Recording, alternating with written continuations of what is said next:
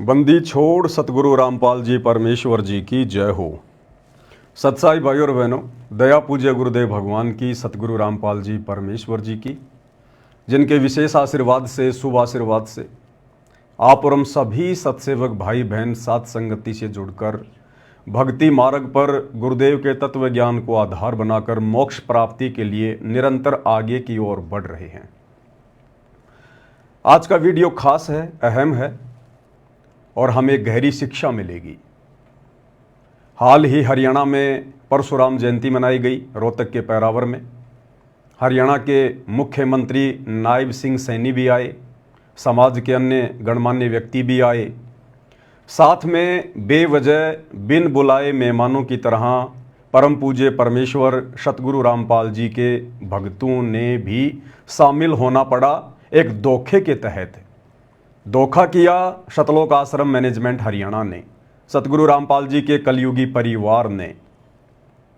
परशुराम जयंती से ठीक एक दिन पहले रात्रि में अपने कोऑर्डिनेटर सिस्टम के माध्यम से भगत समाज को धोखा देकर सतलोक आश्रम धनाना में इकट्ठा किया गया कि आज गुरुदेव हिसार जेल से लाइव दर्शन देंगे 2 घंटे। सभी भगत भाई बहन ज़्यादा से ज़्यादा संख्या में आ जाओ।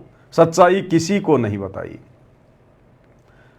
बेचारे भोले भाले भगत भाई बहन अपने गुरुदेव भगवान के दर्शनों की प्यासी आत्माएं दौड़ दौड़ कर चली आई और रात्रि में उन्होंने देखा कि हरियाणा रोडवेज की बसें इतनी ज़्यादा संख्या में आश्रम में क्यों आ रही हैं। 2 नहीं, 4 नहीं, 10 नहीं, 500 से ज़्यादा बसें रात्रि में हरियाणा रोडवेज की आ गई। संगत में खुसर पुसर शुरू हो गई। पता चला कि कल परशुराम जयंती है और हम भक्तों को आश्रम मैनेजमेंट के द्वारा परशुराम जयंती में भेजा जाएगा राजनीतिक रैली को सफल बनाने के लिए। भाई और बहनों, इस विषय पर हम चर्चा करेंगे। ये छोटी मोटी घटना नहीं है। आम जनता के लिए तो परशुराम जयंती मनाना एक साधारण सी घटना है, हर साल वो लोग मनाते हैं। परंतु सतगुरु रामपाल जी के भक्तों का कई हजारों की संख्या में उस रैली में जाना एक बहुत बड़ा विषय है। इस विषय पर हम चर्चा करेंगे। उससे पहले परम पूज्य परमेश्वर सतगुरु रामपाल जी भगवान का जयकारा लगाएंगे, क्योंकि गुरुदेव भगवान के आशीर्वाद के बिना कोई भी सत्संग, कोई भी साध संगति सफल नहीं हो सकती। बंदी छोड़ सतगुरु रामपाल जी परमेश्वर जी की जय हो।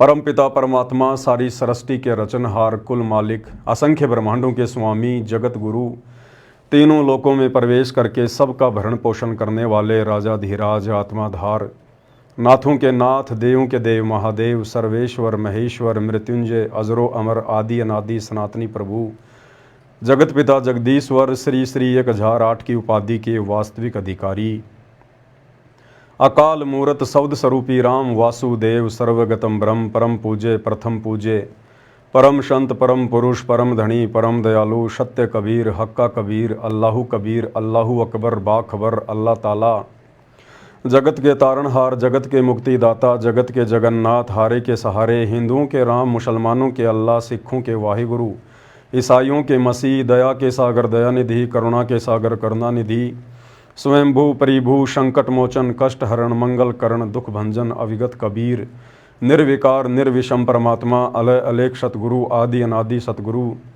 असली मर्यादा पुरुषोत्तम, असली राम, असली कृष्ण, असली घनश्याम, असली मुरारी, राजाओं के राजा, महाराजाओं के महाराजा, शहंशाहों के शहंशाह, सम्राटों के सम्राट, भगवानों के भगवान, अल्लाहों के अल्लाह, प्रभुओं के प्रभु, मसीहाओं के मसीह, सच्चे वाहिगुरु, बाबाओं के बाबा, पीरों के पीर, सेठों के सेठ, जगत सेठ, सावड़सा सेठ, सर्वगुण संपन्न, अनंत कोटि कलाओं के स्वामी, अनंत कोटि ब्रह्मांडों के नायक, योगियों में महायोगी, ध्यानियों में महाध्यानी, सिद्धों में परम सिद्ध, ज्ञानियों में तत्वज्ञानी, ब्रह्म ज्ञानी, महाज्ञानी, परम ज्ञानी, सर्वश्रेष्ठ ज्ञानी, विज्ञानी, युवा कबीर, समृत कबीर, असमवात, अमित ओजा, सच्चे रहनुमा, करीम अल्लाह, सुभान अल्लाह, दुनिया के अंतिम पैगंबर, 8 सितंबर 1951 से गांव धनाना, जिला सोनीपत, हरियाणा, भारतवर्ष की पावन भूमि पे प्रकट रियल कल्कि भगवान श्री नारायण साकार हरि, श्री बाबा साहेब, नूर अनंत परमात्मा, सच्चे बाखबर, सच्चे दरवेश, संत शिरोमणि सतगुरु रामपाल जी परमेश्वर जी के चरण कमल में साध संगति से जुड़े हुए देश विदेश से आप और हम सभी सत्सेवक भाई बहनों का अनंत कोटि दंडवत प्रणाम। भाई और बहनों, वैसे तो राजनीतिक रैलियां हरियाणा हो चाहे राजस्थान हो आए दिन होती रहती हैं और सतगुरु रामपाल जी परमेश्वर जी के भक्तों को इन राजनीतिक रैलियों से और राजनेताओं से कोई लेना देना नहीं होता है। आपने आज से पहले हमारे इस तरह की वीडियो नहीं देखे होंगे, क्योंकि हमें गंदी राजनीति से कोई मतलब नहीं होता है। हम एक आध्यात्मिक संस्था सत्य कबीर पंथ से जुड़े हुए हैं, साध संगति से जुड़े हुए हैं। हमारा मकसद अपनी आत्मा का आत्म कल्याण करवाना है, सांसारिक व्यवस्थाओं से हटकर अपने गुरुजी के वचन को फॉलो करके अपने जीवन को सफल बनाना होता है। परंतु परशुराम जयंती पर जो राजनीति हुई है, हमें उससे भी कोई लेना देना नहीं है। परंतु यदि जबरदस्ती हमारे गुरुदेव भगवान को उस राजनीति में घसीटा जाएगा, जिस सतगुरु का राजनीति से और राजनेताओं से सदा 36 का आंकड़ा रहा है। सन 1994 से सतगुरु रामपाल जी परमेश्वर जी ने आध्यात्मिक प्रवचन करने शुरू किए हैं। आप उनका एक गांव के सरपंच के साथ भी कोई फोटो नहीं दिखा सकते। आप उनका एक छोटा सा राजनीतिक स्टेटमेंट किसी भी राजनेता के साथ में नहीं दिखा सकते। परंतु 2014 बरवाला कांड के बाद सतगुरु रामपाल जी के कलयुगी परिवार ने, उनके बेटा बेटी भाई बंधु रिश्तेदारों ने अपने राजनीतिक स्वार्थों के चलते अपनी भक्ति का भी सत्यानाश किया है और लाखों की संगत जो अंधी होकर उन लोगों के पीछे चल पड़ी है, उनकी भक्ति और मर्यादाओं का भी सत्यानाश हो रहा है। तो अगर राजनीति में नाम आएगा हमारे गुरुदेव भगवान का, यदि राजनीति से जोड़कर हमारे गुरुदेव को बदनाम करने की साजिश की जाएगी, कोशिश की जाएगी, वो साजिश करता चाहे उनके परिवार वाले हों या संगत का कोई आम व्यक्ति हो या समाज का कोई भी व्यक्ति हो, तो वहां हमें बोलना पड़ेगा। यदि बात आती है अपने राजनीतिक स्वार्थों के चलते भगत समाज की मर्यादाएं तुड़वाने की, तो वहां हमें बोलना पड़ेगा। भाई और बहनों, इस घटना से आप और हमें एक बहुत गहरी शिक्षा मिलेगी, बहुत गहरी शिक्षा। गुरुदेव भगवान ने दास को प्रेरणा की तो दास लाइव आया। क्या शिक्षा है आप सबके सामने। काल हमें किस प्रकार से धोखा देगा त्रिकुटी पर। ये वर्तमान जो हमारा समय है, ये रिहर्सल हो रही है। हम इस रिहर्सल में सफल हो पाते हैं या असफल होते हैं, ये तो आप और हमारे बुद्धि और ज्ञान विवेक के ऊपर निर्भर करेगा। गुरुदेव ने तो सत्संग रूपी खीर खिलाने में कोई कसर नहीं छोड़ी, परंतु भगत समाज गुरुदेव के उस अमृत ज्ञान को अपने अंदर समा नहीं पाया और आज काल के जाल में फंसता जा रहा है। अपने ही भगत भाई बहनों के माध्यम से अंधविश्वास करके, जबकि ये अंधविश्वास, ये ब्लाइंड फेथ भक्ति मार्ग पर केवल अपने गुरुदेव भगवान पर करना होता है, उनके प्रवचनों पर करना होता है। किसी भगत के मनमाने आचरण पर ब्लाइंड फेथ नहीं करना होता है। तो काल हमें किस प्रकार से ठगेगा, क्योंकि ये दुनिया तो भाई और बहनों सांसारिक व्यवस्था में जी रही है। दुनिया अपने आप को बहुत ज़्यादा सियाना समझती है, परंतु ये दुनिया तो बहुत पीछे बाबा आदम के ज़माने में जी रही है। दुनिया केवल इन्हीं चीज़ों को सब कुछ मानती है कि विज्ञान ने ये कर दिया, विज्ञान ने वो कर दिया, मेरे घर में ये सुख हो गए, ये ठाट बाट हो गए, मैं नौकरी लग गया, मैंने बड़ी कोठी बना ली, बड़ी कार ले ली, इतने मेरे प्लाट हैं, मेरा फार्म हाउस है। दुनिया केवल बस इन्हीं चीज़ों में उलझी हुई है और ये सारी की सारी चीज़ें हैं काल की, काल व्यवस्था। आप और हम भाई बहनों को परमेश्वर ने तत्व ज्ञान देकर, आध्यात्मिक ज्ञान देकर काल की इन झूठी व्यवस्थाओं से, झूठे सुखों से कैसे बाहर निकला जाए, कैसे आने वाले समय में 84 लाख योनियों में उठाने वाले कष्टों से बचा जाए और कैसे अपने इस जन्म को भी सफल बनाया जाए। गुरुदेव ने हमें वो अद्वितीय आध्यात्मिक ज्ञान दिया है जो आध्यात्मिक ज्ञान दुनिया के पास में नहीं है। तो भाई और बहनों, ये हमारी रिहर्सल का समय है, परीक्षा का समय है। परमात्मा हमें चेक कर रहे हैं बारंबार। काल जानबूझकर अपने षड्यंत्र के तहत इस तरह की घटनाओं को जन्म देता है और परमात्मा काल के द्वारा पैदा की गई इस तरह की घटनाओं के माध्यम से अपने भक्तों की परीक्षा लेता है। और बार बार गुरुदेव भगवान हिसार जेल से संदेशा दे रहे हैं कि बच्चों, ये आपकी अग्नि परीक्षा का समय है, अग्नि परीक्षा का। तो भाई और बहनों, ये जो घटना घटी है परशुराम जयंती वाली, इस घटना से हमें पता चलेगा कि काल किस प्रकार से अपना काम निकाल कर दूसरों के कंधों पर पैर रखकर बंदूक चलाकर अपना शिकार करके और जिसके कंधे पर खड़ा था फिर कैसे उसको ठोकर मारता है। मतलब के बिना कोई नहीं प्यारा। परमात्मा कहते हैं, जब तक बैल चले हड़िए में तब तक डाले चारा, और बूढ़ा हो तब नाथ काट दे वो घर घर लाठे खाया। तो जैसे ही हरियाणा के एक मंत्री अरविंद शर्मा का राजनीतिक स्वार्थ पूरा हुआ, शतलोक आश्रम मैनेजमेंट हरियाणा के माध्यम से गुरुदेव के कलयुगी बेटों को, गुरुदेव के भाई को मोहरा बनाया गया। परशुराम जयंती वाले दिन हरियाणा के मुख्यमंत्री की रैली को सफल बनाने के लिए। और जब ये बात हरियाणा में छिड़ी, लोगों ने अरविंद शर्मा के इंटरव्यू लेने शुरू किए, तो किस प्रकार से हरियाणा के मंत्री अरविंद शर्मा ने अपना पल्ला झाड़ लिया। संत रामपाल जी के भक्तों के कारण जिस रैली को उन्होंने सफल बनाया, उसने सतगुरु रामपाल जी का नाम तक नहीं लिया। अन्य संतों और पंथों की प्रशंसा की कि वो रैली में आए, उन्होंने रैली को सफल बनाया, परंतु संत रामपाल जी के भगत जो तकरीबन 50,000 से ज़्यादा संख्या में गए थे, उनका कोई नाम तक नहीं। और उल्टा सतगुरु रामपाल जी के भक्तों के सिर पर मटका फोड़ दिया कि हमने नहीं बुलाया, हमने नहीं बुलाया। क्या कहा मंत्री अरविंद शर्मा ने कि हमने तो सभी को रुक्का मारकर सामूहिक रूप से न्योता दिया था, हमने किसी को पर्सनली इनवाइट नहीं किया।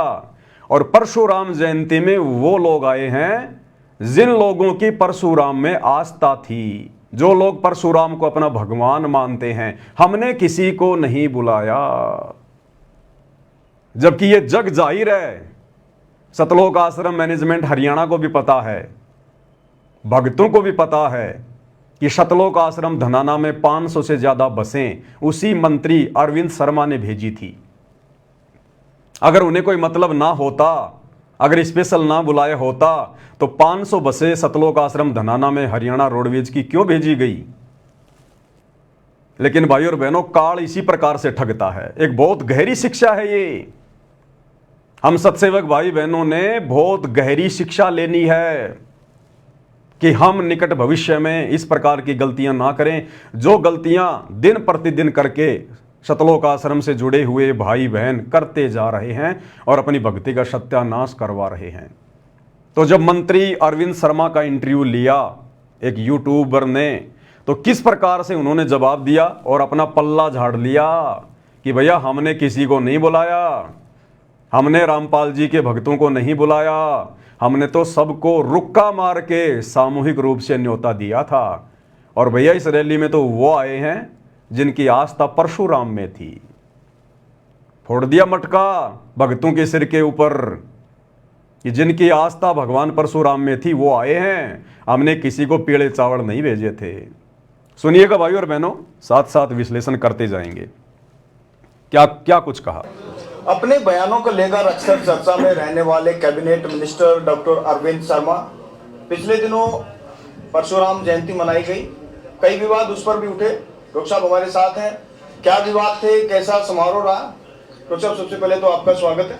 बहुत बहुत धन्यवाद। राम राम, नमस्कार। पूरे प्रदेश भर से समाज के लोग आए थे परशुराम जयंती में, कुछ विवाद भी हुए थे कि पता नहीं किस किस को बुला लिया गया। कैसा है, पूरे प्रदेश भर में समाज के साथ, विप्र समाज के साथ 36 बरादरी ने हिस्सा लिया, सभी ने हिस्सा लिया। और हमारा सबके साथ नौता किसके साथ है? नौता था कि भाई भगवान परशुराम, देखो आप अगर मुझे अपने घर बुलाओगे, अगर मेरा आपका मेल खाता है तो मैं घर जाऊंगा, नहीं मेल खाता तो मैं नहीं जाऊंगा। तो जो भगवान परशुराम में आस्था रखते थे, जो भी उनको मानते थे, उनकी विचारधारा से सहमत थे, उनमें आस्था रखते थे, उनको देशभक्त मानते थे, वो सारे के सारे आए। तो क्या कहा मंत्री जी ने? जब पूछा गया कि बहुत सारे लोगों को बुलाया गया, तो मंत्री जी ने अपना पल्ला झाड़ लिया कि हमने किसी को पीले चावल नहीं भेजे, हमने किसी को स्पेशल नहीं बुलाया, हमने तो सार्वजनिक तौर पर रुक्का मार के कहा था, और इस रैली में वो आए हैं जो हमारी विचारधारा से मेल खाते हैं। साफ साफ कह रहे हैं मंत्री जी कि अगर मुझे कोई बुलाएगा तो जाहिर सी बात है, यदि उसके और मेरे विचार मेल खा रहे हैं तो मैं जाऊंगा, अन्यथा नहीं जाऊंगा मैं। तो संत रामपाल जी के भक्तों के राजनेताओं से विचार मेल खाए तो वो आए रैली में धक्के खाने के लिए। और आगे मंत्री जी कह रहे हैं कि जिन लोगों की भगवान परशुराम में आस्था थी, जो लोग भगवान परशुराम को देश भगत मानते थे, वो लोग आए भाई। तो बताओ भोले भाले भक्तों, क्या आप लोगों की भगवान परशुराम में आस्था है क्या? अरे हम भक्तों की आस्था तो एकमात्र हमारे इष्ट देव सतगुरु रामपाल जी भगवान में है, केवल गुरुदेव परमात्मा में है। इसके अलावा यदि हमारी जरा भी आस्था श्रद्धा किसी अन्य में हो गई, देव महादेव में, सारी भक्ति का सत्यानाश हो जाएगा। तो मंत्री जी ने साफ साफ अपना पल्ला झाड़ लिया। ये काल इसी प्रकार से ठगता है, क्योंकि राजनीति काल व्यवस्था है। तो काल ने अपना काम भी निकाल लिया, राजनेताओं ने अपना स्वार्थ भी सिद्ध कर लिया, गुरुदेव के मंदबुद्धि लड़कों को मोहरा बनाकर, और भोली भाली संगत की मर्यादा भी तुड़वा दी गई परशुराम जयंती में भेजकर। और जब सारा काम हो गया, उसके बाद मंत्री जी आराम से बैठकर इंटरव्यू दे रहे हैं कि भैया जिसके विचार मेल खा रहे थे वो आया, यहां तो पर्सनली नहीं बुलाया किसी को भी, और जिन लोगों की आस्था भगवान परशुराम में थी यहां तो वो आए हैं। ये काल इस प्रकार से ठगता है भाई और बहनों, इस प्रकार से। इसलिए सतगुरु रामपाल जी भगवाना में बार बार समझाते हैं कि बच्चों, काल व्यवस्था से पीछे हटो, संसार से पीछे हटो। ये राजनीति भक्ति मार्ग में नहीं चलती है, राजनीति काल व्यवस्था है। अगर आपने यही गधा कुत्ता सुअर बनना है, 84 लाख योनियों में भटकना है, तो करो जम के राजनीति भक्ति के साथ साथ, तुम्हें कौन रोकता है। तो शतलोक आश्रमों से जुड़े हुए भाई बहनों को विचार करना चाहिए, उनको सोचना चाहिए। पहली बात तो आप लोगों को सच्चाई नहीं बताई गई, आपकी पीठ में छुरा भोंका गया गुरुजी की आड़ में कि सभी भक्तों को 2 घंटे गुरुजी के दर्शन करवाएंगे लाइव हिसार जेल से वीडियो में। धोखे से आप लोगों को आश्रम में इकट्ठा किया गया, और उसके बाद में आप लोगों को रैली में भेज दिया गया। आप लोगों की मर्यादाएं टूटी हैं। अरे रिहर्सल चल रही है। गुरुदेव ने कहा बच्चों, जब तुम त्रिकुटी पर जाओगे तुम्हें पता थोड़ी चलेगा कि तुम त्रिकुटी पर आ गए। हो सकता है ये परशुराम जयंती में जाना हमारी त्रिकुटी वाली परीक्षा हो, और काल ने हमें ठग लिया। हमने विश्वास करना चाहिए था अपने गुरुदेव के वचनों पर, और संगत ने विश्वास कर लिया गुरुदेव के लड़कों पर जो कि पहले से काल प्रेरित हैं। ऐसा ही हम त्रिकुटी पर कर बैठेंगे, ऐसा ही हम त्रिकुटी पर कर बैठेंगे। ये काल वहां पर कोऑर्डिनेटर का रूप बना के आ जाएगा, गुरुजी के लड़कों का रूप बना के आ जाएगा, गुरुजी के भाई का रूप बना के आ जाएगा, और इसी प्रकार से तुम लोगों को गुरुजी के दर्शनों के बहाने अपने पीछे पीछे ले जाएगा और ठोक देगा किसी देव के लोक में या किसी नरक लोक में। फिर क्या करोगे? तुम कैसे सावधान हो सकते हो जब तुम यहीं पर सावधान नहीं हो रहे, जब तुम रिहर्सल में फेल हो रहे हो। अरे कोई खिलाड़ी होता है, कोई पहलवान होता है, उसको नेशनल स्तर पर या ओलंपिक में भेजने से पहले उसकी रिहर्सल होती है। तो ये हमारी रिहर्सल चल रही है कि हम त्रिकुटी की परीक्षा में पास होने के लायक हैं या नहीं हैं। तो भला हम कैसे पास हो सकते हैं त्रिकुटी की परीक्षा में? हमने विचार करना चाहिए था, हमने सवाल जवाब करना चाहिए था उन बसों में बैठने से पहले कि भैया हम लोग बसों में बैठने तो नहीं आए, हम तो गुरुदेव के दर्शनों के लिए आए थे। हमारा राजनीति से क्या लेना देना, हमारे गुरु का राजनीति से कोई लेना देना नहीं है। हमें क्यों भेजा जा रहा भाई? किसी ने कोई सवाल जवाब नहीं किया। इसका मतलब सब के सब भेड़ चाल में अंध भक्ति हो रही है, शतलोक आश्रमों में अंध भक्ति। और इसी बात की परीक्षा लेने के लिए और इसी प्रकार के उन कच्चे भक्तों को छांटने के लिए इस परमात्मा ने 2014 बरवाला कांड के माध्यम से अपने भक्तों की परीक्षा लेनी शुरू की। आज हिसार जेल में बैठकर वो परम शक्ति यही तो देख रही है कि मेरे कितने हैं और काल के कितने हैं। जो काल व्यवस्था में सड़ेंगे, जो गुरु के ज्ञान को आधार बनाकर आगे नहीं बढ़ेंगे, वो काल के हैं, और जो गुरु के ज्ञान को आधार बनाकर भक्ति मार्ग पर चलेंगे उनको काल डगमग नहीं कर सकता। ये हमारी परीक्षा थी, ये भक्तों की रिहर्सल थी, जिसमें शतलोक आश्रमों से जुड़े हुए सभी भगत पूर्णतया फैल साबित हुए। फैल। आगे क्या कुछ कहा मंत्री जी ने, जब पूछा गया संत रामपाल जी के भक्तों का नाम लेकर, संत रामपाल जी का नाम लेकर, कि इस रैली में तो बाबा रामपाल के भगत भी आए थे, आप उसके बारे में क्या कहेंगे? तो मंत्री जी क्या कह रहे हैं, जिन बाबा रामपाल के मंदबुद्धि भक्तों ने इस रैली को सफल बनाया भीड़ के रूप में, उनका कोई नामो निशान तक नहीं, संत रामपाल जी की कोई प्रशंसा नहीं। अन्यथा मंत्री जी को तो धन्यवाद करना चाहिए था कि बाबा रामपाल का हम बारंबार धन्यवाद करते हैं, जो उन्होंने 500 बसों में अपने भक्तों को बैठाकर हमारी रैली को सफल बनाया। पूरा हरियाणा प्रदेश जानता है। उसके बावजूद भी मंत्री जी ने सतगुरु रामपाल जी का नाम तक नहीं लिया, क्योंकि जब काल का सवार सिद्ध हो जाता है तो फिर वो यही करता है। अरे गुरुदेव ने हमें सृष्टि रचना में बताया कि जब काल का और परमात्मा का जोगजीत रूप में आमना सामना हुआ तो काल ने बहुत सारे वचन भरवा लिए, और जब सारे वचन परमात्मा ने दे दिए, तथास्तु तथास्तु, अंत में काल खिलखिलाकर हंसने लगा कि जाओ जोग जीत संसारा, जीवन माना कहा तुम्हारा। अर्थात जैसे ही इस काल का सवार सिद्ध होता है फिर ये किसी का सगा नहीं है। तो मंत्री जी का सवार सिद्ध हो गया।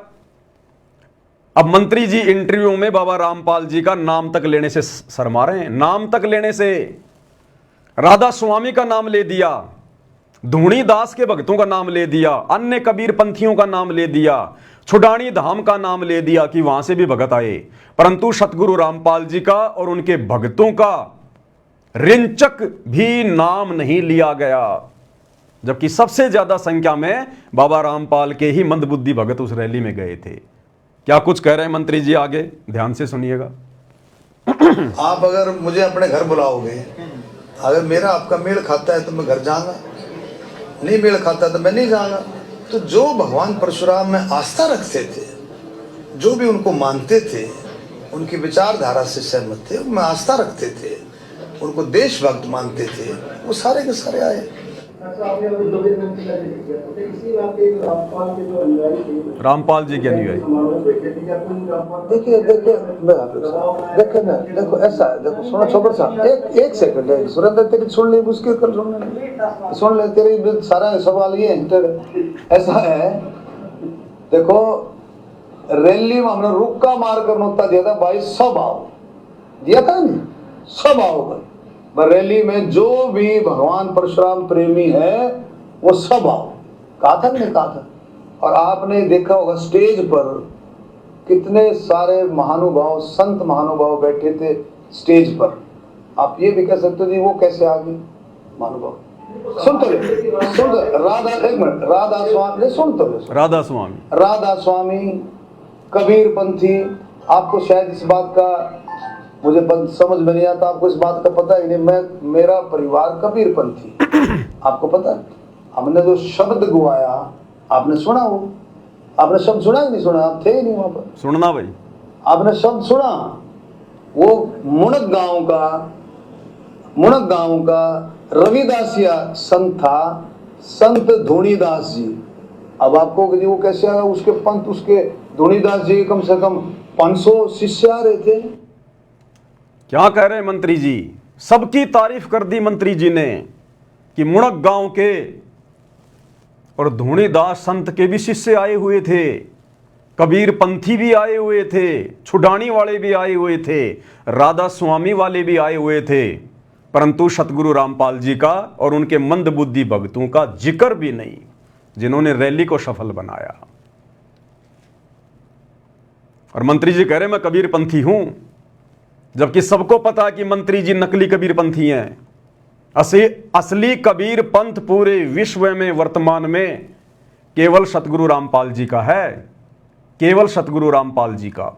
और मंत्री जी सतगुरु रामपाल जी से उपदेश प्राप्त नहीं है, तो सबकी प्रशंसा कर दी, सबकी बुरी बुरी तारीफ कर दी, परंतु सतगुरु रामपाल जी का नामो निशान नहीं। इसको कहते हैं काल ऐसे धोखा देता है जब उसका स्वार्थ पूरा हो जाता है। आप और हम भाई बहनों ने शिक्षा लेकर आगे बढ़ना है। ये संसार हमें कुछ नहीं देने वाला, ये राजनेता हमें कुछ नहीं देने वाले। ये काल व्यवस्था है, जैसे इनका स्वार्थ पूरा होगा ये ठोकर मारेंगे, ठोकर, जैसे कि वर्तमान में मारी जा रही है मंत्री जी के द्वारा सतगुरु रामपाल जी को और उनके भक्तों को।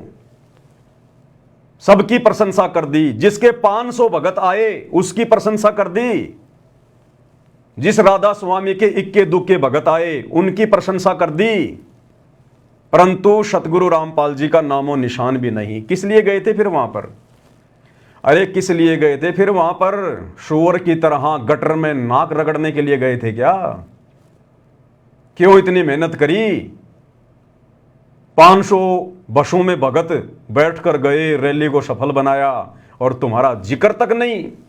काल ऐसे धोखा देता है, ऐसे धोखा, जब उसका कार्य सिद्ध हो जाता है। इसलिए गुरुदेव कहते हैं कि बच्चों ये किस ब्रह्मांड काल व्यवस्था है, इसमें मत सड़ना, किसी पर भी विश्वास मत करना अपने गुरु के अलावा, गुरु के वचनों के अलावा। और संगत अंधा विश्वास कर बैठी गुरु जी के परिवार पर, जो परिवार पहले से ही काल प्रेरित है। तो मंत्री जी ने सबका जिक्र किया, लेकिन सतगुरु रामपाल जी का कोई नामो निशान भी नहीं। आगे सुनिए क्या कह रहे हैं मंत्री जी, सुनते जाइए। पिछले 120 साल से, कितने 120 साल से हर साल मेरे घर में सत्संग होता है। 10, 11, 12 कबीर साहब की वाणियों का, गरीबदास जी द्वारा रचित उनके ग्रंथ का। चुनानी धाम से भी बहुत सारे संत आए हुए थे, बहुत सारे उनके अनुयायी आए हुए थे।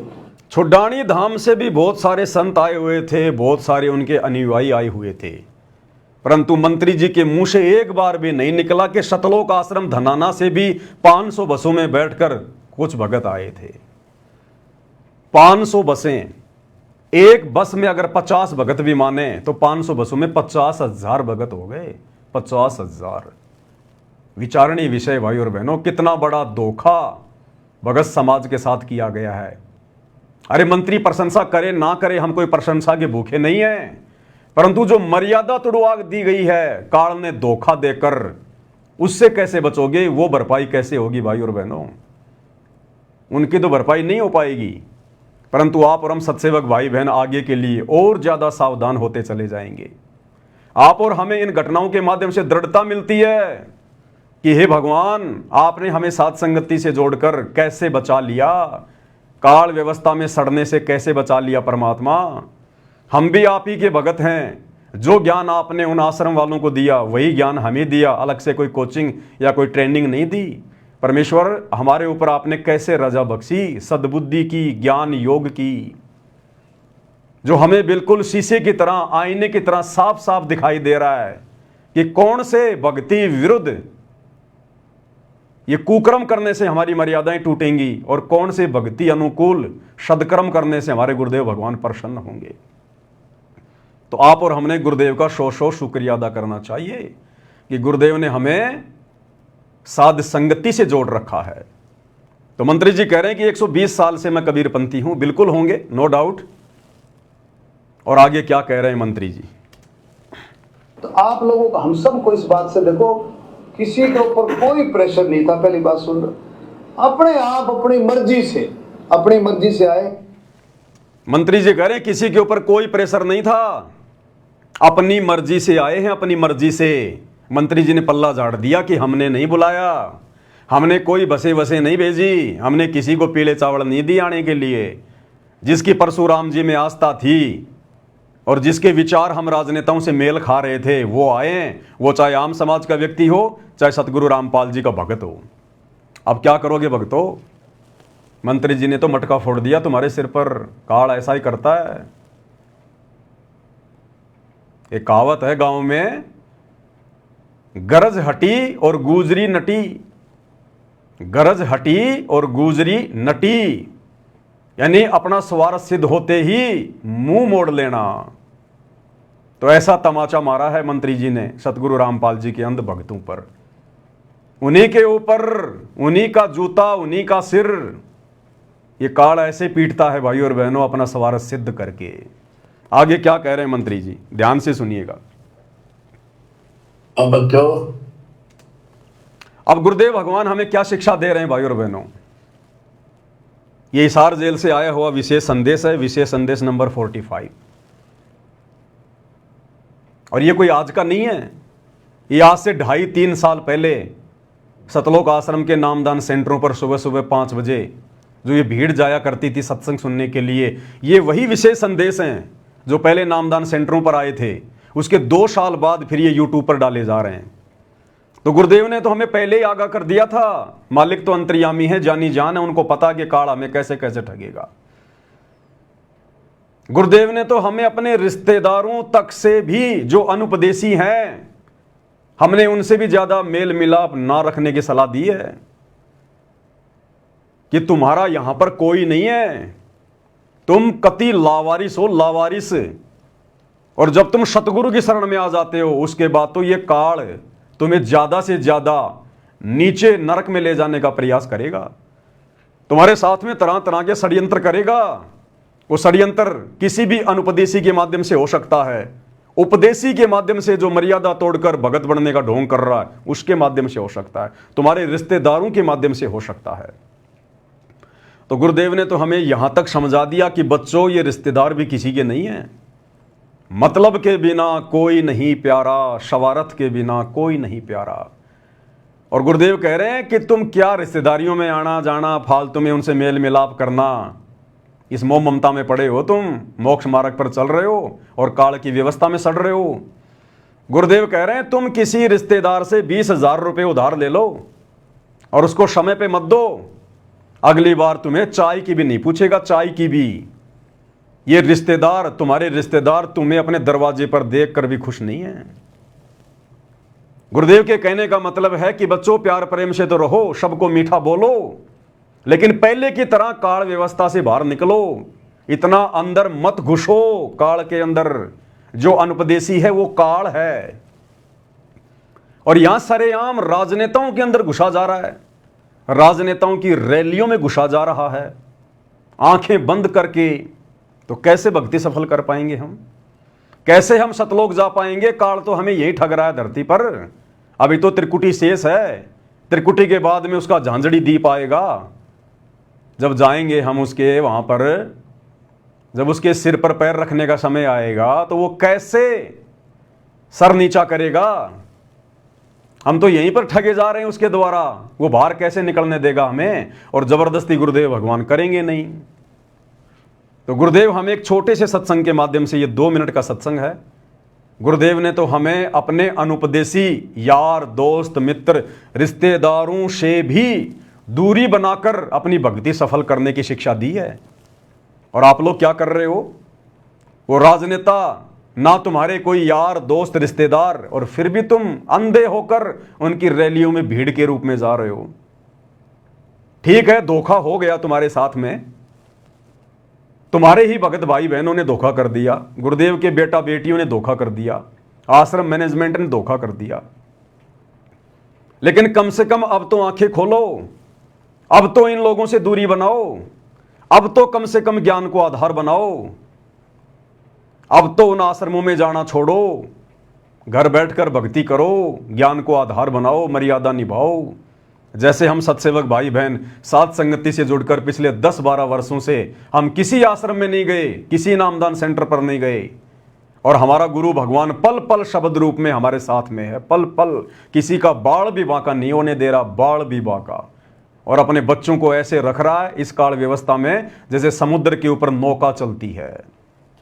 तो अब तो कम से कम सवाल जवाब करो उन कोऑर्डिनेटरों से, नामदान संचालकों से, उन आश्रम संचालकों से, गुरुजी के बेटा बेटी से, कि नालायकों क्यों हमारी मर्यादा तुड़वाई?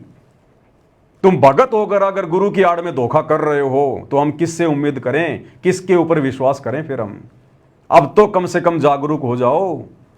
अब तो कम से कम उन आश्रमों में जाना छोड़ो। तो गुरुदेव क्या कह रहे हैं, हम कितना प्यार से समझा रहे हैं परमात्मा। अब अकल ठिकाना आई आपकी, और धन्य है आप, परमात्मा ने आपको शरण में लिया।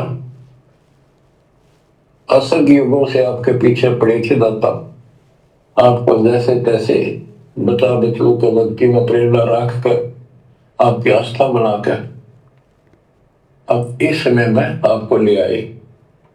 अब ध्यान दो, मजाक ना समझो, हल्के में ना लो इन बातों को। गुरुदेव कह रहे हैं ध्यान दो, मजाक में ना लो, हल्के में ना लो इन बातों को। तो गुरुदेव भगवान के इस वचन की लाज तो केवल सत्सेवक भाई बहन रख रहे हैं, जो इस भक्ति मार्ग को हल्के में नहीं ले रहे, मजाक में नहीं ले रहे, संघर्ष कर रहे हैं मर्यादाओं के लिए, अपने आत्म कल्याण के लिए, भक्ति को सफल करने के लिए। और मजाक में कौन लोग ले रहे हैं? सतलोक आश्रम से जुड़े हुए भाई बहन, आश्रम मैनेजमेंट, गुरु का परिवार, ये लोग हल्के में ले रहे हैं, मजाक में ले रहे हैं। और ये मजाक कितना भयंकर परिणाम देगा आने वाले समय में। ये परमात्मा है निष्पक्ष परमात्मा, पक्षपात नहीं करेगा। आने वाला समय जो युग परिवर्तन का है, विनाशकारी समय जो शुरू हो चुका है, कई वर्षों तक चलेगा, उसमें कमर टूटेगी उन भक्तों की जो आज मजाक में ले रहे हैं, हल्के में ले रहे हैं। उस समय पता चलेगा मर्यादा में रहकर भक्ति करते हुए, संघर्ष करते हुए, भक्ति करने वालों के साथ में क्या, और ये राजनेताओं की रैलियों में भीड़ जमा करने वाले इनके साथ में क्या, उस समय पता चलेगा। फिर ये गुरुदेव भगवान अपनी तरफ से किसी प्रकार की कोई हेल्प नहीं करेगा। अगर तुम मर्यादा तोड़कर भक्ति करने वाले आश्रम से जुड़े हुए भाई बहनों की भी गुरु उस समय अगर रक्षा करेगा, मर्यादा करेगा, तो आने वाले समय में मर्यादाओं में रहकर कोई भक्ति करेगा ही नहीं, क्योंकि इतिहास तो साथ साथ बन रहा है ना। आज सतगुरु रामपाल जी की संगत में 2 पार्ट हो चुके हैं, सबको पता है, एक सात संगति और एक सतलोक आश्रम मैनेजमेंट। सात संगत वाले गुरु ज्ञान में रहकर, गुरु को भगवान मानकर और हर प्रकार से मर्यादाओं में रहकर अपनी भक्ति कर रहे हैं, संघर्ष कर रहे हैं। आश्रम वाले बिल्कुल काल व्यवस्था में सड़ रहे हैं, उनके लिए कोई मर्यादा नहीं है, ना वो गुरु को परमात्मा मानते। तो भैया ये इतिहास तो बन रहा है, तो आने वाले समय में फिर दुनिया कैसे अंतर देखेगी? अगर इन आश्रम वालों की भी अगर विनाशकालीन समय में अगर इसी प्रकार से मौज हुई, इनकी भी अगर रक्षा हुई, तो आने वाला समाज इस भक्ति को इतना सीरियस नहीं लेगा कि रे कुछ नहीं। ये देखो ना इतिहास, वो सत्सेवक थे, पागल थे, बावड़े थे, वो मंदबुद्धि थे, फालतू में गुरु जी की मर्यादाओं को सीरियस ले रहे थे, फालतू में समाज के साथ में संघर्ष कर रहे थे। ये देखो ये सतलोक आश्रम से जुड़े हुए अंध भगत दिन रात मर्यादा तोड़ रहे थे। ये गुरु जी की मर्यादाओं के विरुद्ध इन्होंने धनाना गांव में 1 करोड़ रुपए की लागत से गांव वालों को खुश करने के लिए बैडमिंटन का स्टेडियम बनवा दिया, और इनका देखो बाड़ी बाका नहीं हो रहा। सोनीपत के गोहाना में जाटों की धर्मशाला बनवाई इन्होंने, 5वां फ्लोर बनवा दिया 1 करोड़ रुपए में। भक्तों का ज्योति पाठ का पैसा वहां ठोक दिया गया, देखो इनका बाड़ी बाका नहीं हो रहा। हरियाणा के जाट आरक्षण में लाखों की संख्या में ये आश्रम से जुड़े हुए भाई बहन वहां जाकर बैठे, देखो ना इनका कोई बाड़ी बाका नहीं हो रहा। राजस्थान के गैंगस्टर आनंदपाल सिंह की सीबीआई जांच का इन्होंने समर्थन किया, 5 लाख रुपए चंदे के रूप में दिए गैंगस्टर की सीबीआई जांच के लिए राजपूत करनी सेना को, देखो इनका बाली बाका नहीं हो रहा। अपने स्वार्थ के लिए ना जाने इन्होंने क्या क्या कुकर्म कर दिए। अयोध्या में इन्होंने भंडारा लगा दिया आन उपासकों के लिए, देखो ना आज इनका बाली बाका नहीं हो रहा। तो आने वाले समय में इस भक्ति को कोई सीरियस नहीं लेगा, गुरु की मर्यादाओं को कोई सीरियस नहीं लेगा। इसलिए थोड़े समय बाद जब वो विनाशकारी समय शुरू होगा, उस समय पता चलेगा इन मंदबुद्धि सतलोक आश्रम से जुड़े हुए अंध भक्तों को कि मर्यादा तोड़कर भक्ति का ड्रामा करने की क्या सजा मिलती है। और गुरु की गैर हाजिरी में गुरु को परमात्मा मानकर, ज्ञान को आधार बनाकर, डरकर भक्ति करते हुए, संघर्ष करते हुए अपनी भक्ति को सफल बनाने का क्या परिणाम निकलता है, ये आने वाले समय में पता चलेगा। तो क्या कह रहे हैं गुरुदेव? ये तो कल फूक निकल जाएगी, परसों तुमने कौन पूछेगा, जिसके ऊपर सब कुछ निछार हुए बैठे। अब ध्यान दो, मजाक ना समझो, हल्के में ना लो इन बातों को। ये तो कल फूक निकल जाएगी, परसों तुमने कौन पूछेगा, जिसके ऊपर सब कुछ नुकसान हुए बैठे। ये परिवार, ये संसार, ये लोग लाग रिश्तेदार, ये भी इतने साथ से रहेंगे आपका जब तक आपका ठीक ठाक गुजारा है। जिस दिन आप हैंड टू माउथ हो जाओगे, अपने द्वार पर देख कर राजी नहीं होंगे रिश्तेदार को, पड़ोसी भी। सुन लो, ये कति यूनिवर्सल ट्रुथ है।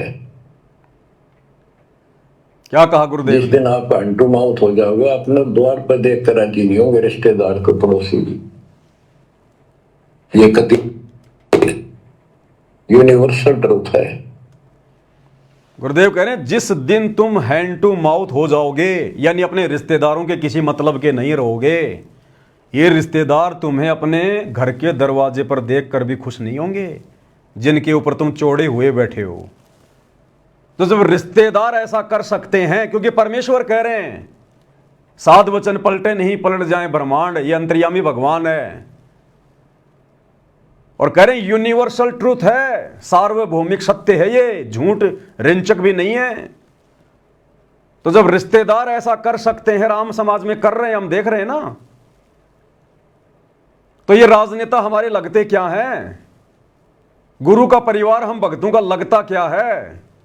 आज तुम इन आश्रमों में जा जाकर आर्थिक रूप से और शारीरिक रूप से इनका सहयोग कर रहे हो, इसलिए तुम्हें लड्डू जलेबी बर्फी खिला रहे हैं।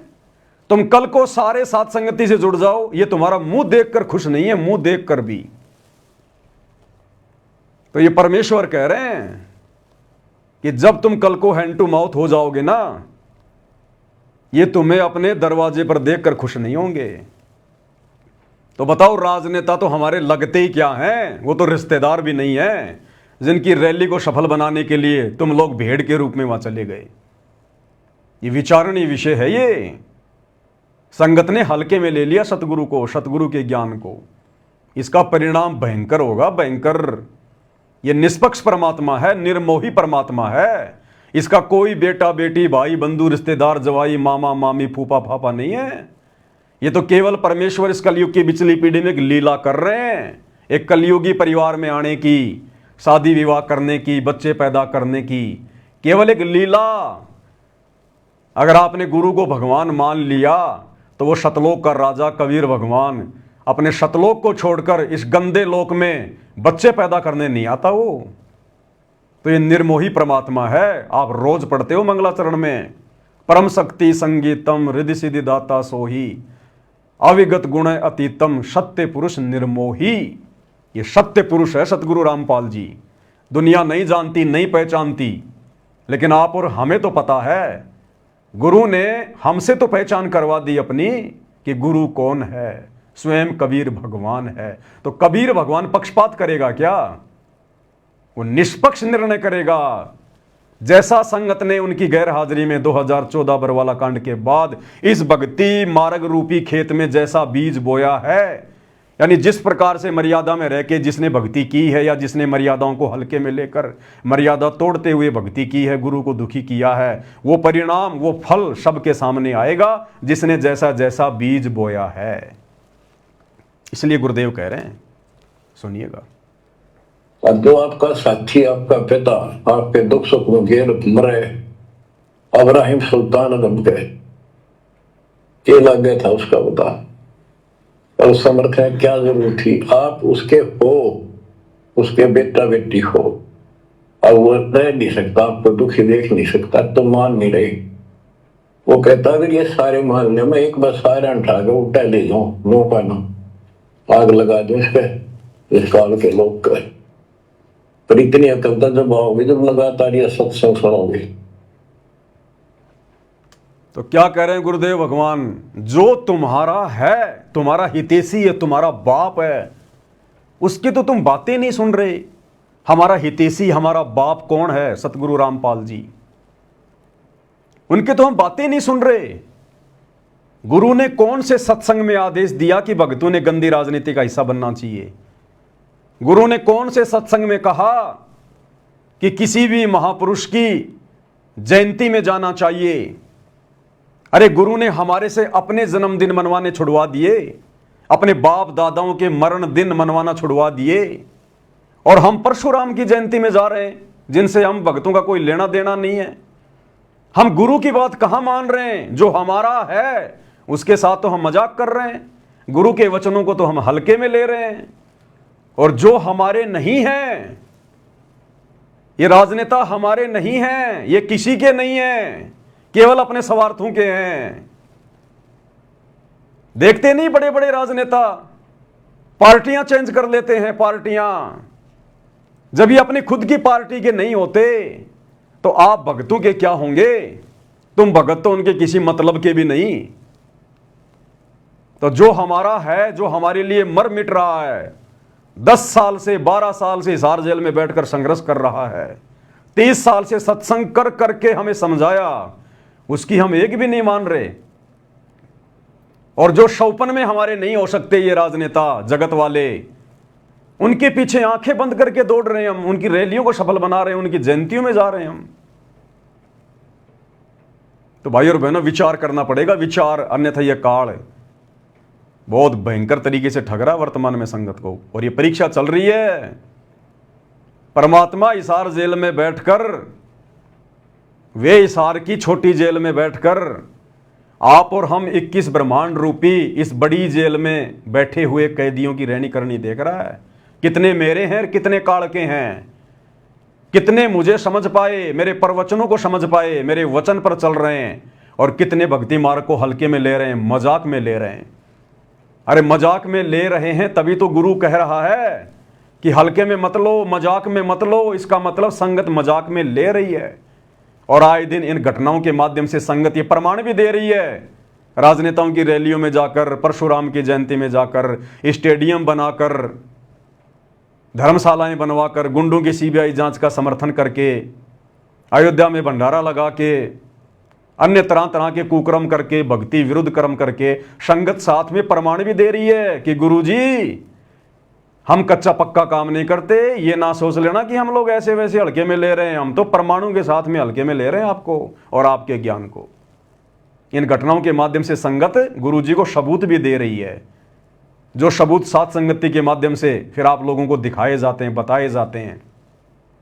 और इन्हीं सबूतों के आधार से, इन्हीं वीडियोज के आधार से आने वाले समय में भगत समाज में गुरुदेव के कलयुगी परिवार को, उनके बेटा बेटी, भाई बंधु, रिश्तेदारों को, इन कोऑर्डिनेटरों को, नामदान संचालकों को, आश्रम संचालकों को, जो एक ही थाली के चट्टे बट्टे हैं, मर्यादा तोड़कर काल की गोद में बैठे हैं, संगत की मर्यादा तोड़वा रहे हैं, आने वाले इतिहास में इनके वंशजों तक को बोलने नहीं दिया जाएगा। इतना बड़ा दाग इन लोगों ने अपने गुरु के साथ में गद्दारी करके अपने ऊपर लगवा लिया है। आने वाले इतिहास में इनको बोलने नहीं दिया जाएगा। बोलने आगे मंत्री जी क्या कुछ और कह रहे हैं, ध्यान से सुनिएगा। आपने उसका शब्द सुना ही नहीं जो धुनीदास ने कहा। अगर आप वो शब्द सुन लेते तो आपका ये बात कहनी होती, होले सुहागण सुरता त्यार, मालिक घर जाना से। अरे होले न होले सुरता त्यार, मालिक घर जाना से। नाले धोले ओढ़ पैर ले कर 16 श्रृंगार। इस गहरा समझना, इसका शब्द का मतलब समझना। नाले धोले ओढ़ पैर ले कर 16 श्रृंगार। अरे आज नहीं तो कड़के परसों आएंगे तेरे लेवनहार, मालिक घर जाना से। ये शब्द किसने गाया? ये धुनीदास जी ने, कबीरपंथी। अरे मंत्री जी एक बार बोल देते। धुनीदास जी से ज्यादा तो ये शब्द सतगुरु रामपाल जी ने गाया। सतगुरु रामपाल जी ने, कबीरपंथी धुनीदास जी ने गाया ये शब्द। सतगुरु रामपाल जी का कोई नामो निशान नहीं, क्योंकि मंत्री जी को शर्म आ रही है। शर्म आ रही है मंत्री जी को कि जेल में बैठे हुए एक व्यक्ति का मैं कैसे नाम लूं। जब ये वीडियो हरियाणा की जनता में जाएगा तो लोग क्या सोचेंगे मेरे बारे में, कि एक जेल में बैठे हुए, देशद्रोह का मुकदमा लगवाकर जेल में बैठे हुए व्यक्ति की मंत्री जी प्रशंसा कर रहे हैं। जनता मेरे बारे में क्या सोचेगी? मंत्री जी अपनी इज्जत रक्षा के लिए सतगुरु रामपाल जी का नाम तक नहीं ले रहे, जबकि धूणी दास जी से ज्यादा शब्द ये सतगुरु रामपाल जी ने अपने प्रवचनों में गाया, संगत में गाया। और कबीर परमात्मा का ये शब्द है जो धूणी दास जी ने गाया, कैसा सिला दिया तूने मेरे प्यार का, यार ने ही लूट लिया घर यार का। जैसे ही राजनेताओं का सवार सिद्ध हुआ, रैली समाप्त हुई, कोई नामो निशान नहीं संत रामपाल जी का, ना उनकी संगत का। और जाओ रैलियों में और कराओ अपने गुरु जी की बदनामी, तोड़ो अपनी मर्यादाएं जम के। गुरु यही देख रहा है बैठा बैठा कि ये काल इनको कितना नीचे गिरा सकता है, ये लोग मूर्खता की किस हद तक पराकाष्ठा पार कर सकते हैं। तो मंत्री जी कह रहे हैं कि आपने वो शब्द सुना ही नहीं जो धूणी दास जी ने गाया, कबीर पंथी ने। और मंत्री जी वो शब्द गा रहे हैं कि होले सुहागन सुनता त्यार मालिक घर जाना है, नाले धोले ओड पैरले कर सोड़ा श्रृंगार, आज नहीं तो तड़के परस्यों आवेंगे तेरे लणी हार, मालिक घर जाना है। और मंत्री जी कह रहे हैं इसकी गहराई को समझना, जबकि इस शब्द की गहराई का मंत्री जी को भी नहीं पता। अगर इस शब्द की गहराई का मंत्री जी को पता होता तो मंत्री पद को 2 मिनट में ठोकर मार देते, 2 मिनट में, और भक्ति मार्ग में आ जाते, यथार्थ कबीर पंथ में। अब मंत्री जी को भी इसका मतलब समझाएंगे और वीडियो देख रहे भाई बहनों को भी इसका मतलब समझाएंगे, जो शब्द सतगुरु रामपाल जी ने गाया भी और बखूबी समझाया भी। तो गुरुदेव के आशीर्वाद से ये पवित्र पुस्तक छपी है, सतगुरु शब्द महिमा संग्रह। इसमें लगभग गुरुदेव के ज़्यादातर शब्दों को संग्रहित किया गया है। तो गुरुदेव की महिमा करते हैं। मंत्री जी ने हमें एक मौका दे दिया, क्योंकि मंत्री जी तो सामने वाले को इस शब्द का अर्थ समझा नहीं पाए, लेकिन आप और हम सतगुरु रामपाल जी के भक्तों को जिस प्रकार से गुरुदेव ने समझाया है, हम समझाने का प्रयास करेंगे। बंदी छोड़ सतगुरु रामपाल जी परमेश्वर जी की जय हो। होले सुहागण सुरता त्यार मालिक घर जाना है तू तो, होले सुहागण सुरता त्यार मालिक घर जाना है तेरा, सुन शिखर भर तार मालिक घर जाना है तेरा, सुन शिखर भर तार मालिक घर जाना है। परमात्मा आत्मा को जगा रहे हैं, आत्मा को चेता रहे हैं कि हे प्यारी आत्मा, तुझे असंख्य जन्म हो गए इस काल की गंदी राजनीति में, गंदी व्यवस्था में सड़ते हुए। कितनी बार तू राजा बना, महाराजा बना, देव पद को प्राप्त हुआ, ब्रह्मा विष्णु महेश तक के पद भी तूने प्राप्त किए हैं। तू सुरग भी गया, महासुरग भी गया, उसके बाद इस काल ने तेरे को लक 84 में गधा कुत्ता सुअर भी बनाया। करोड़ों जन्म तेरे राजा के हुए, कोटि जन्म तू राजा की न मिटी न मन की आशा, भिक्षुक होकर दर दर घूम लिया, मिला न निर्गुण राशा। अर्थात ये आत्मा युगों युगों से हर प्रकार से दुखी हो चुकी है, भक्ति कर करके, तपस्याएं कर करके, हर प्रकार के यत्न किए परमात्मा प्राप्ति के लिए, लेकिन वो परमात्मा नहीं मिला। और जब वो परमात्मा आता है गुरु रूप में, सतगुरु रूप में, उस समय परमात्मा ज्ञान देता है, तत्व ज्ञान देता है, सृष्टि रचना बताता है, शास्त्रों का निष्कर्ष निकाल के बताता है। और उसके बाद गुरुदेव फिर उन आत्माओं को कहता है कि होले सुहागण सुरता त्यार, सुरता यानी आत्मा, कि इतने वचन सुनकर, इतने प्रवचन सुनकर, इतना ज्ञान लेकर, इस काल के दुखों से परिचित होकर, हे आत्मा अब तो तू तैयार हो जा उस मालिक के घर चलने के लिए, शतलोक चलने के लिए।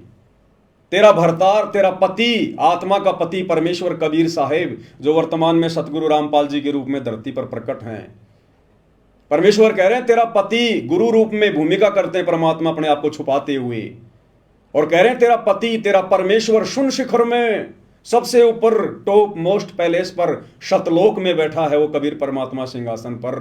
चल मेरे साथ में, वहां जी भर के उसके दर्शन करना, उसकी सेवा करना, अखंड सुख भोगना शतलोक में। वहां ना गधा बनना, ना कुत्ता बनना, ना सुअर बनना, ना कोई राजनेता बनना, ना कोई रैलियों की चिंता, कोई टेंशन नहीं वहां पर। तो आत्मा को जगा रहे हैं। होले सुहागण सुरता त्यार, मालिक घर जाना है तू तो। होले सुहागण सुरता त्यार, मालिक घर जाना है तेरा, सुन शिखर भर तार, मालिक घर जाना है। अब आगे जो लाइन मंत्री जी ने गा के सुनाई लेकिन अर्थ नहीं बताया। नाले धोले ओड पैर लेकर 16 श्रृंगार, नाले धोले ओड पैर लेकर 16 श्रृंगार, आज नहीं तो तड़के परस्यों आवेंगे तेरे लैणी यार, मालिक घर जाना है तू तो।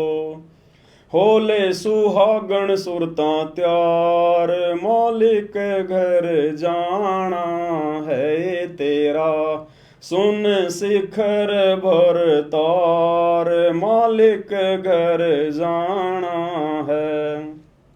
क्या कह रहे हैं परमात्मा? नाले धोले ओड पैर ले।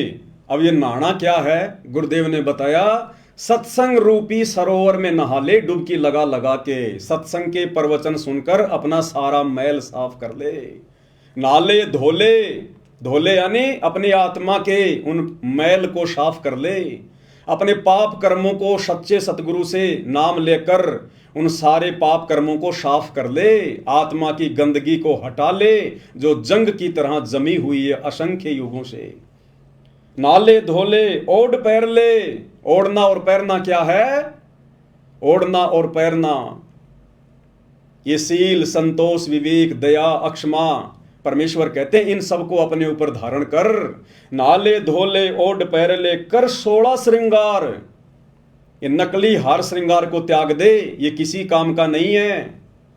जब तक ये 20-30 साल की जवानी है तब तक ये सजना सवरना, हार श्रृंगार करना, सोना चांदी अच्छा लगता है। उसके बाद में कुछ नहीं, शीशे में मुंह देखना भी बूढ़ा आदमी, बूढ़ी औरत पसंद नहीं करती। तो परमात्मा कहते हैं ये तो नकली जवानी है और ये नकली हार श्रृंगार हैं। इन नकली हार श्रृंगार को छोड़ दे, भक्तों को शोभा नहीं देते। साधु सोई जो सीधा चाल है। और मालिक कह रहे हैं नाले धोले ओढ़ पैर लेकर 16 श्रृंगार, आत्मा के 16 श्रृंगार, आत्मा के 16 आभूषण जिनके बारे में दुनिया जानती भी नहीं है। लेकिन ये आत्मा के 16 श्रृंगार, 16 आभूषण आत्मा उस समय धारण कर पाएगी जब ये नकली हार श्रृंगार को उतारेगी, सोने चांदी आर्टिफिशियल ये ज्वेलरी वगैरह को पहनना छोड़ेगी। अरे परमेश्वर ने हमें इतना सुंदर मनुष्य शरीर दिया है, जिसका जैसा संस्कार था वैसा उसका रंग रूप है। परमेश्वर ने कोई कमी बना के हमें मां के गर्भ से बाहर भेजा है क्या? जो हम गहने वाने पहन के, बिंदी सिंदूर लगा के, मेकअप माकअप करके हम और ज्यादा सुंदर दिखने की चाहत में घूमते रहते हैं। क्या भगवान ने मां के पेट में हमारे को बनाते समय, इस चोले को बनाते समय कोई कमी छोड़ दी क्या? क्या हम भगवान से भी ज्यादा समझदार हैं क्या?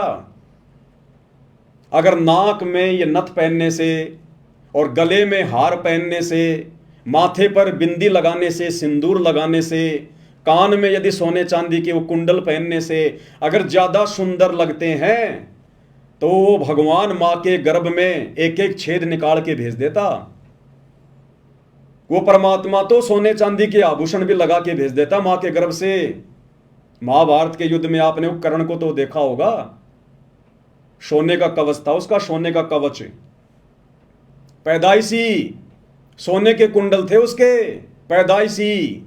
क्या परमात्मा आप और हमारे लगा के नहीं भेज सकता था? लेकिन हम बिना ज्ञान के, बिना आध्यात्मिक ज्ञान के, परमात्मा के द्वारा जो रचना की गई है स्त्री या पुरुष की मां के गर्भ में, हम उसमें छेड़खानी करते हैं। नाक में छेद निकलवा लिया, कान में निकलवा लिया, तरह तरह के आभूषण धारण कर लिए। ये परमेश्वर की बेइज्जती करना है कि आपको ढंग से मूर्ति बनानी नहीं आई मां के गर्भ में, आपने सुंदर बना के नहीं भेजा, सुंदर तो अब लगेंगे हम ये काल के नकली आभूषण पहन के। इसलिए आम समाज पहने तो पहने, जो लोग भक्तिहीन हैं, नकली भक्ति कर रहे हैं, जिनको भक्ति और भगवान की एबीसीडी का भी नहीं पता, वो तो जो मर्जी पहने, जो मर्जी खाएं, जो मर्जी करें, उनसे हमें कोई लेना देना नहीं। लेकिन जब ये आत्मा सतगुरु की शरण में आ जाती है, जैसे आज धरती पर एकमात्र सतगुरु रामपाल जी, इनकी शरण में आने के बाद फिर हमने नकली आभूषणों को त्यागना पड़ेगा। आत्मा को शब्द के माध्यम से चेता रहे गुरुदेव कि नहा ले, धो ले, ओढ़ पहन ले, कि सत्संग रूपी सरोवर में डुबकी लगा लगा के नहा ले, मल मल के अपना मैल उतार ले। और कल 16 श्रृंगार, अब आत्मा के 16 श्रृंगार कौन से हैं जिनको धारण किए बिना हम अपने सतगुरु को प्यारे नहीं लगेंगे। जैसे आम समाज में स्त्री तरह तरह के श्रृंगार करती है, किस लिए?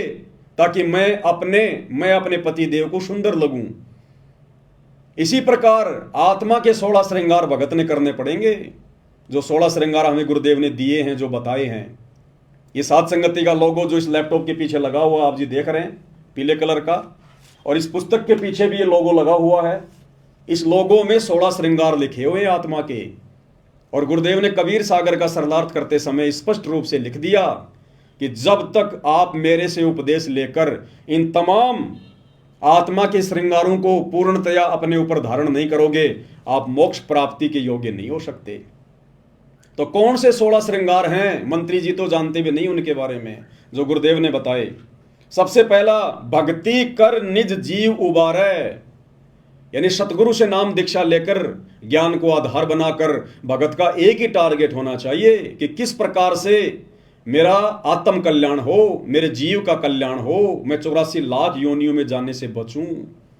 सबसे पहला आभूषण भगत की ये सोच होनी चाहिए, भगत का ये टारगेट होना चाहिए कि भक्ति कर निज जीव उबारे। परमात्मा कहते हैं आत्म प्राण उद्धार ही और धर्म नहीं कोई। अपनी आत्मा का उद्धार करवा ले, इससे बढ़कर दुनिया में कोई धर्म नहीं। दूसरा, ज्ञान को आधार बनाकर जो सतगुरु हमें ज्ञान देते हैं, जो तत्व ज्ञान देते हैं, निष्कर्ष निकालकर यथार्थ ज्ञान, सत्य ज्ञान, उस ज्ञान को आधार बनाकर, यानी उस ज्ञान के ऊपर अमल करके हम भक्ति सफल कर सकते हैं। विवेक, अब ये विवेक लगाने की बात थी ये। जब भगत समाज को आश्रम में बुलाया गया और उसके बाद जब 500 बसें आई, उन बसों में उनको बैठकर रोहतक के पैरावर में परशुराम जयंती में जाने के लिए कहा गया, तो उस समय भक्तों ने अपना विवेक लगाना चाहिए था कि भाई हम तो गुरु जी के दर्शनों के लिए आए थे, हमें वहां पर क्यों भेजा जा रहा है, हमारा क्या लेना देना मंत्री जी की रैलियों से। हम इतनी दूर से चलकर यहाँ पर मंत्री जी की रैली को सफल बनाने आए हैं क्या? परशुराम जी की जयंती से हमें क्या लेना देना, हमारे क्या लगे परशुराम जी, जिन लोगों के लगे वो अपना मनाए। जब दुनिया वाले हमारे गुरु जी का प्रकट दिवस मनाने के लिए आश्रम में नहीं आ रहे, तो हम परशुराम जी की जयंती मनाने क्यों जाएं भाई? तो यहां पर भक्तों ने विवेक का इस्तेमाल करना चाहिए था, लेकिन नहीं किया। चौथा, सत्य, भगत को हमेशा सत्य भाषण करना चाहिए। सत्य बोलने में जो भी कठिनाई आती है, गुरुदेव ने बताया, भगत का तप बनता, तप भक्ति बनती है। तो भगत ने हमेशा सत्य भाषण करना चाहिए। शांति निज धर्मा, भगत ने अपने जीवन में शांति को लाना चाहिए। हड़बड़ाहट में नहीं जीना चाहिए, जल्दबाजी में फैसले नहीं लेने चाहिए, शांति रखनी चाहिए। भगत ने अपने गुरुदेव पर विश्वास करके कि मैं बिल्कुल पावरफुल हाथों में हूं, सतगुरु के हाथों में आ गया, मैं तो सतगुरु की जो है वो कठपुतली हूं, मेरा तो आत्म कल्याण निश्चित है, मेरा अब कुछ नहीं बिगड़ सकता, काल का विधान मेरे ऊपर लागू नहीं है जब तक मैं गुरु की मर्यादा में रह के भक्ति करूंगा। तो इन सारी बातों को सोचकर भगत ने अपने जीवन में शांति लानी चाहिए कि मेरा तो आत्म कल्याण निश्चित है। जब भगत को ये पूरी तरह से कन्फर्म हो जाएगा कि मेरा आत्म कल्याण निश्चित है, तो फिर चिंता किस बात की होगी, फिर टेंशन किस बात की होगी। आदरणीय गरीबदास जी ने कहा कि अजब नगर में ले गए हमको सतगुरु आण, और जिलके बिंब अगाध गति हम सूते चादर ताण। जब आदरणीय गरीबदास जी कबीर परमात्मा के साथ में गए, सतलोक देख कर आए, जब सारी व्यवस्था देख ली अपनी आंखों से कि हाँ बिल्कुल सत्य, परम सत्य, हम तो काल के जाल में फंसे हुए हैं, ये काल हमें 84 में ठोकता है, नरक में ठोकता है, थोड़े बहुत दिन के लिए राजा महाराजा बना देगा, देवता बना देगा, उससे ज़्यादा कष्ट फिर ये नरक में देता है। फिर ऊपर शतलोक में गए, वहाँ के सुख देखे, ठाट बाट देखे। उसके बाद उनको कन्फर्म हो गया कि जिलके बिंब अगाध गति, हम सूते चादर ताण, कि अब हमें कोई चिंता नहीं है, हमारा आत्म कल्याण तो निश्चित है। तो इसी प्रकार वर्तमान में सतगुरु रामपाल जी भगवान अपने सत्संग सुना सुनाकर हमें सतलोक दिखा रहे हैं। सतलोक का वर्णन करके हमने अपने बाप के वचनों पर विश्वास करना पड़ेगा, तब हमारी भक्ति सफल होगी। हर किसी को सतलोक नहीं दिखाएगा परमात्मा। उन आत्माओं को केवल अपना गवाह बनाना था, इसलिए सतलोक दिखाया। वर्तमान में सबको नहीं दिखाएगा। हमने उस सुयोग्य बेटी की तरह अपने बाप के ऊपर विश्वास करना पड़ेगा। जिस बेटी का बाप अपनी बेटी का रिश्ता तय करके आता है और आकर उसकी माँ को बताता है कि ऐसा ऐसा घर है, ऐसा ऐसा लड़का है, ऐसा उसका बिजनेस है, और लड़की कान लगाकर सुनती रहती है। लड़की अपने बाप के ऊपर अविश्वास नहीं करती कि मेरा बाप है ये, मेरे भविष्य का फैसला आंख बंद करके नहीं करेगा। और वो बेटी आंख बंद करके उस पराये घर में चली जाती है अपने बाप पे विश्वास करके। तो हमारा बाप, आत्मा का बाप सतगुरु रामपाल जी भगवान, ये कबीर परमात्मा, और ये तो हमें बिल्कुल प्रमाणित सत्य बता रहे हैं। ये भी नहीं कह रहे कि खाली मेरी बातों पे यकीन करो। देखो तुम्हारी गीता, वेद, कुरान, पुराण, बाइबल में, और उसके बावजूद भी अगर हम विश्वास नहीं करेंगे, चादर तान के नहीं सोएंगे, तो हमारे जीवन में फिर शांति कैसे आएगी। तो हमने गुरु के वचनों पर विश्वास करके संसार की व्यवस्था से हटके अपने अंदर शांति पैदा करनी पड़ेगी। तो पांचवा क्या लक्षण बताया गुरुदेव ने? शांति निज धर्मा। छठा संतोष। जब इतना सब कुछ क्लियर हो जाएगा, ज्ञान को आधार बना के भक्ति करेंगे, गुरु जी के वचनों पे चलेंगे, हर प्रकार से मर्यादा में रहेंगे, तो संतोष तो फिर ऑटोमेटिक आएगा। ये तो फिर बायो प्रोडक्ट है, ऑटोमेटिक फिर हमारे अंदर संतोष पैदा हो जाएगा। जब इतना ज्ञान हो जाएगा, जब इतना बुद्धि विवेक से हम भक्ति मार्ग के फैसले लेंगे, तो फिर संतोष तो ऑटोमेटिक पैदा होगा। प्रेम भाव, अपने सतगुरु में प्रेम भाव, अपने बच्चों में भी प्रेम, माता पिता में भी प्रेम, लेकिन वो प्रेम अलग है। सतगुरु से हमने विशेष प्रेम करना है। अपने परिवार में, समाज में, रिश्तेदारी में तो केवल इतना ही प्रेम करना है कि हमारा बस काम निकल जाए। भाई मीठा बोलना, प्यार से बोलना, लड़ाई झगड़ा ना करना, किसी की आत्मा ना दुखाना, ये वाला प्रेम तो हमने यहां करना है जब तक हम इस शरीर में। लेकिन विशेष प्रेम, बिना प्रेम पावे नहीं चाहे कोटि समाधि ला। सतगुरु में हमारा विशेष प्रेम होना चाहिए। मर मिटने वाला प्रेम, मर मिटने वाला प्रेम, समर्पण वाला प्रेम, पतिव्रता भाव वाला प्रेम, केवल सतगुरु में। बिना प्रेम पावे नहीं चाहे कोटि समाधि ला। तो सतगुरु में हमने प्रेम भाव जो है वो पैदा करना है। परमात्मा कहते हैं ना भाई, प्रेम भाव सतगुरु में हो जा, फिर सहजे अमृत पाए। फिर बड़ी आसानी से हमें सतलोक के आनंद भोगने का सुख मिलेगा। अगला है धीरज। भगत के अंदर धैर्य होना चाहिए, जल्दबाजी नहीं होनी चाहिए भगत के अंदर। हमें किसी ने किसी के बारे में कुछ कह दिया, हमने तुरंत उसका जवाब दे दिया, बात बिगड़ जाएगी। परमात्मा कहते हैं सुनो सबकी, करो मन की, जो ज्ञान दे रखा ना उस आधार से फैसले लो। अगर तुम सतगुरु शरण में हो, मर्यादा में हो, तुम्हारी चाहे कोई लाख निंदा चुगली करे, पीठ पीछे लाख तुम्हारी बुराई करे, तुम्हारा वो कुछ नहीं बिगाड़ पाएगा। ये धोखाधड़ी समाज की, जंतर मंत्र, ये तंत्र सतगुरु के भगत के ऊपर लागू नहीं होते।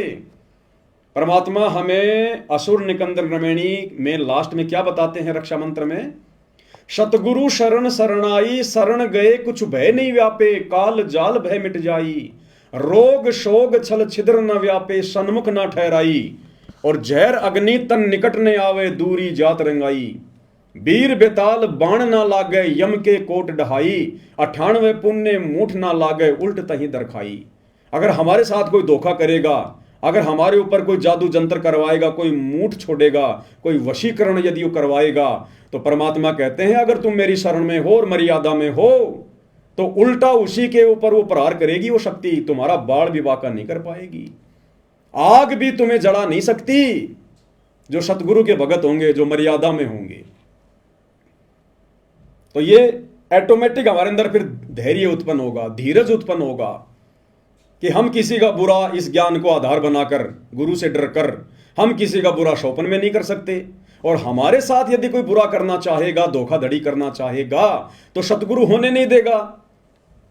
अब ये धोखाधड़ी हो गई ना आश्रम से जुड़े हुए भाई बहनों के साथ में, क्योंकि वो मर्यादा में नहीं है, गुरु को भगवान नहीं मानते, इसलिए काल ने गुरु जी के परिवार के माध्यम से भक्तों को धोखा दे दिया और परशुराम की जयंती में जाके ठोक दिया।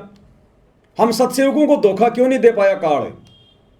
हम साध संगति से जुड़े हुए भाई बहनों को धोखा क्यों नहीं दे रहा? क्योंकि हम गुरु को परमात्मा मानकर मर्यादा में रह के भक्ति कर रहे हैं, तो गुरु हमारे साथ धोखाधड़ी होने नहीं देगा। तो धीरज। अगला है मित्र सम सबको चित धारे, सबको मित्र भाव से देखे, या हमारा कोई शत्रु नहीं है। इस तत्व ज्ञान से हमें पता चलेगा कि हमारा पिता एक ही है, कबीर भगवान, जो वर्तमान में सतगुरु रामपाल जी के रूप में धरती पर प्रकट है। और गुरुदेव हमें बारंबार शिक्षा देते हैं कि बच्चों, अगर आपने भक्ति सफल करनी है तो अपने गुरु के, अपने परमात्मा के पद चिन्हों पर चलना पड़ेगा। कबीर खड़ा बाजार में मांगे सबकी खैर, ना काहू से दोस्ती ना काहू से बैर। एक शत्रु एक मित्र है, भूल पड़ी रे प्राण, यम की नगरी जाएगा शब्द हमारा मान। तो गुरुदेव भगवान कह रहे हैं कि बच्चों, अगर तुमने भक्ति पर सफलता प्राप्त करनी है तो अपने गुरु के पद चिन्हों पर चलना पड़ेगा। यहां हमने ना किसी से विशेष कोई मित्रता रखनी है। अगर भगत ने यहां पर किसी के साथ विशेष मित्रता रखी तो परमात्मा कहते हैं कि काल उसको त्रिकुटी पर ठगेगा, उस मित्र के रूप में ठग लेगा उसको। और किसी से बैर भाव तो हमने रखना ही नहीं, यहां पर शत्रु भाव तो रखना ही नहीं। शत्रु भाव रखेंगे तो हमारी आत्मा पाक साफ नहीं हो पाएगी, निर्मल नहीं हो पाएगी, फिर भी हम काल के जाल में रह जाएंगे। तो ना हमारा यहां कोई मित्र है, ना हमारा यहां कोई शत्रु है। हमारा एक ही मित्र है, हमारा गुरु, हमारा सतगुरु। तमेव माता च पिता तमेव, तमेव बंधु च सखा तमेव, और तमेव विद्या च द्रविणम तमेव, तमेव सर्व मम देव देव। हमारा केवल एक ही है, सतगुरु, बाकी हम यहां पर लावारिश हैं। तो मित्र सम सबको चित धारे, ये भी भगत के अंदर लक्षण होना चाहिए। ये आत्मा के श्रृंगारों की बात हो रही है। अगला है त्याग।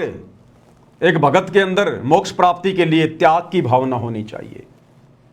अपने सतगुरु के चरणों में सब कुछ समर्पण करने की, त्याग करने की भावना होनी चाहिए। हमने रिहर्सल करनी है जीवित मर के। जीवित मरने का मतलब है हमने यहां किसी भी चीज में कोई विशेष इच्छा जाहिर नहीं करनी। दूसरों की देखा देखी हमने अपने मन को अशांत नहीं करना, विचलित नहीं करना। अगर कल गुरुजी आ गए विमान लेके कि बेटा चल सतलोक, क्या हम सब कुछ त्यागने को तैयार हैं?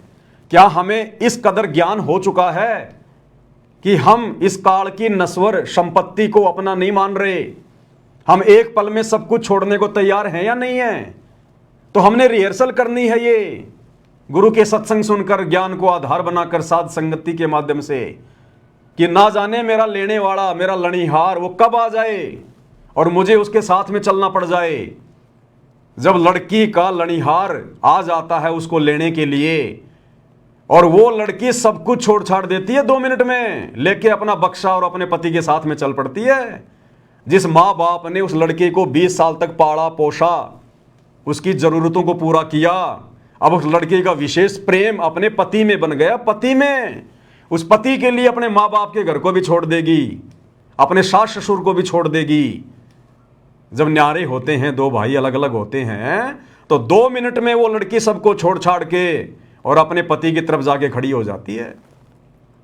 तो इस काल लोक को जो गुरुदेव ने दिखा दिया, बता दिया, ये खोकापुर झूठा लोक, हर चीज नश्वर, ये नष्ट होता है। असंख्यों बार यहां पर महाप्रलय हो चुकी है, सब कुछ नष्ट हो जाता है, मिट्टी मिट्टी हो जाता है।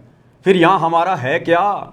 तो गुरुदेव कह रहे हैं आपके अंदर इतनी त्याग की भावना होनी चाहिए, इतनी प्रबल, कि मेरे गुरु के एक इशारे पर सब कुछ छोड़ छाड़ के, आत्मा से छोड़ना पड़ेगा, शरीर से नहीं। शरीर से तो सबका ही छूटता है मरने के बाद में। जिसने जीवित मरने की रिहर्सल कर ली, जिसने ज्ञान को आधार बना के कि यहां मेरा कुछ नहीं है, ये 21 ब्रह्मांड तो मेरे बाप ने, सतगुरु रामपाल जी भगवान ने काल को भीख में दिए उसकी तपस्या के बदले। अगर इसी 21 ब्रह्मांड की संपत्ति पर भी यदि किसी का अधिकार है तो काल का अधिकार है, मेरा नहीं है। ये मेरा देश नहीं है, मेरा घर नहीं है। होले सुहागन सुरता त्यार, मालिक घर जाना है तेरा सुन शिखर बरतार। हमारा पति ये काल नहीं है, हमारा पति कबीर साहब है, जो वर्तमान में सतगुरु रामपाल जी के रूप में हमें लेने के लिए आए हुए हैं। तो परमेश्वर कह रहे हैं भगत के अंदर त्याग की भावना भी होनी चाहिए, वैराग, हमारे अंदर वैराग उत्पन्न होना चाहिए, हमारी आंखों से आंसू निकलने चाहिए सतगुरु को याद करके, काल के दुखों को याद करके, सतलोक के सुखों को याद करके। हमारे अंदर वैराग्य उत्पन्न होना चाहिए अपने गुरु जी के प्रति, अपने महबूब के प्रति, कि परमेश्वर आपने कैसे दया बख्शी, अनंत युगों से परमात्मा आप हम नीचों के पीछे भटक रहे हो, हमारे लिए इस गंदे लोक में आकर, जिस लोक की तरफ सतलोक जाने के बाद कोई देखना भी पसंद नहीं करता, आप इस गंदे लोक में आते हो, यहाँ रहते हो, एक पूरा जीवन लीला करते हो, ये परमेश्वर हम नीचों के लिए। तो इन सब बातों को विचार करके अपने गुरु जी के प्रति प्रेम उमड़ना चाहिए, वैराग्य होना चाहिए। निष्कर्मा, भगत ने कोई भी कार्य निष्क्रम भाव से करना चाहिए। लोभ, लालच, छल, कपट, राग, द्वेष भगत के नजदीक भी नहीं होना चाहिए। गुरुदेव भगवान सत्संगों में समझाते हैं, मैं पवन दास कोई उपदेश नहीं दे रहा, मैं भी आपकी तरह दो कोटि का जीव हूं, मालिक का विधान आपको बता रहा हूं, ये मेरे ऊपर भी लागू है, सब पे लागू है। ये निष्कर्मा और भक्ति हमने निष्कर्म भाव से करनी है। इस भक्ति के प्रतिफल में हमने कोई सांसारिक डिमांड अपने गुरु से नहीं करनी, कोई इच्छा अपने मन में नहीं करनी। दंडवत करते समय, आरती करते समय, मंत्र जाप करते समय, हमारा बाप, हमारा गुरु अंतर्यामी है, उन्हें सब पता है हमें कब किस चीज की आवश्यकता है। और ये सावड़ सा सेठ है, सर्वशक्तिमान है, फिर भला इनसे मांगने की जरूरत क्या है। अगर हम मर्यादा में रह के भक्ति करेंगे, अगर भक्ति सही प्रकार से करेंगे, तो गुरु हमें किसी चीज के अभाव में रहने नहीं देगा। गुरुदेव ने हमें बताया कि बच्चों तुम्हें तो मांगना भी नहीं आता, क्या मांगना चाहिए अपने गुरुदेव भगवान से? भक्ति दान मोह दीजियो देवन के देवा हो, भक्ति दान गुरु दीजियो देवन के देवा हो, जन्म पाया भूलों नहीं करहूं पद सेवा हो। गुरुदेव ने बताया कि तुमने केवल भक्ति मांगनी चाहिए अपने गुरु से, अपने भगवान से, केवल भक्ति।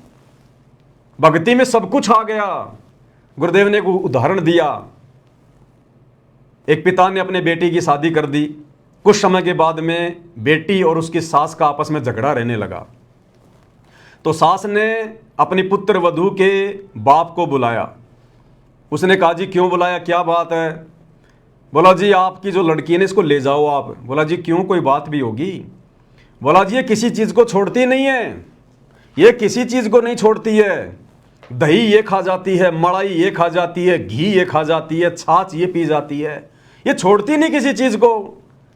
तो उस पिता ने अपनी बेटी से कहा कि बेटी तू एक काम किया कर, तू छिक के दूध पी लिया कर, ये मलाई फलाई घी घा छोड़ दे, तू दूध पिया कर ढंग से। दूध में दही भी आ गया, छाछ भी आ गई, मलाई भी आ गई, मक्खन भी आ गया और घी भी आ गया, तन और कुछ खाने की आवश्यकता नहीं पड़ेगी। तो इसी प्रकार गुरुदेव कह रहे हैं बच्चों तुम मर्यादा में रह के भक्ति कर लो, अपने गुरु के वचन में रह के समाज से संघर्ष करो मर्यादाओं के लिए। तुमने उसके बाद अपने गुरु से या समाज से किसी से कुछ मांगने की जरूरत नहीं पड़ेगी, तुमने हाथ फैलाने की जरूरत ही नहीं पड़ेगी। वो अंतर्यामी तुम्हें समय से पहले देगा, समय से पहले, उसको सब पता है। जब तुम अपने गुरु पर आश्रित हो जाओगे ना, ये जीव अभाव में उसी समय तक रहता है जब तक गुरु के प्रति समर्पित नहीं है। गुरुदेव ने उदाहरण दिया कि एक 6 महीने का बच्चा, साल भर का बच्चा, वो पूर्णतया अपने माता पिता पे जो है वो आश्रित होता है, समर्पित होता है। और माता पिता सर्दी आने से पहले उसके मोजे, जूते, स्वेटर, कोट पहले व्यवस्था कर लेते हैं। उस बच्चे को नहीं पता कि आगे क्या होने वाला है, सर्दी आएगी या गर्मी आएगी या ओले गिरेंगे, लेकिन वो बच्चा अपने माता पिता पे समर्पित है।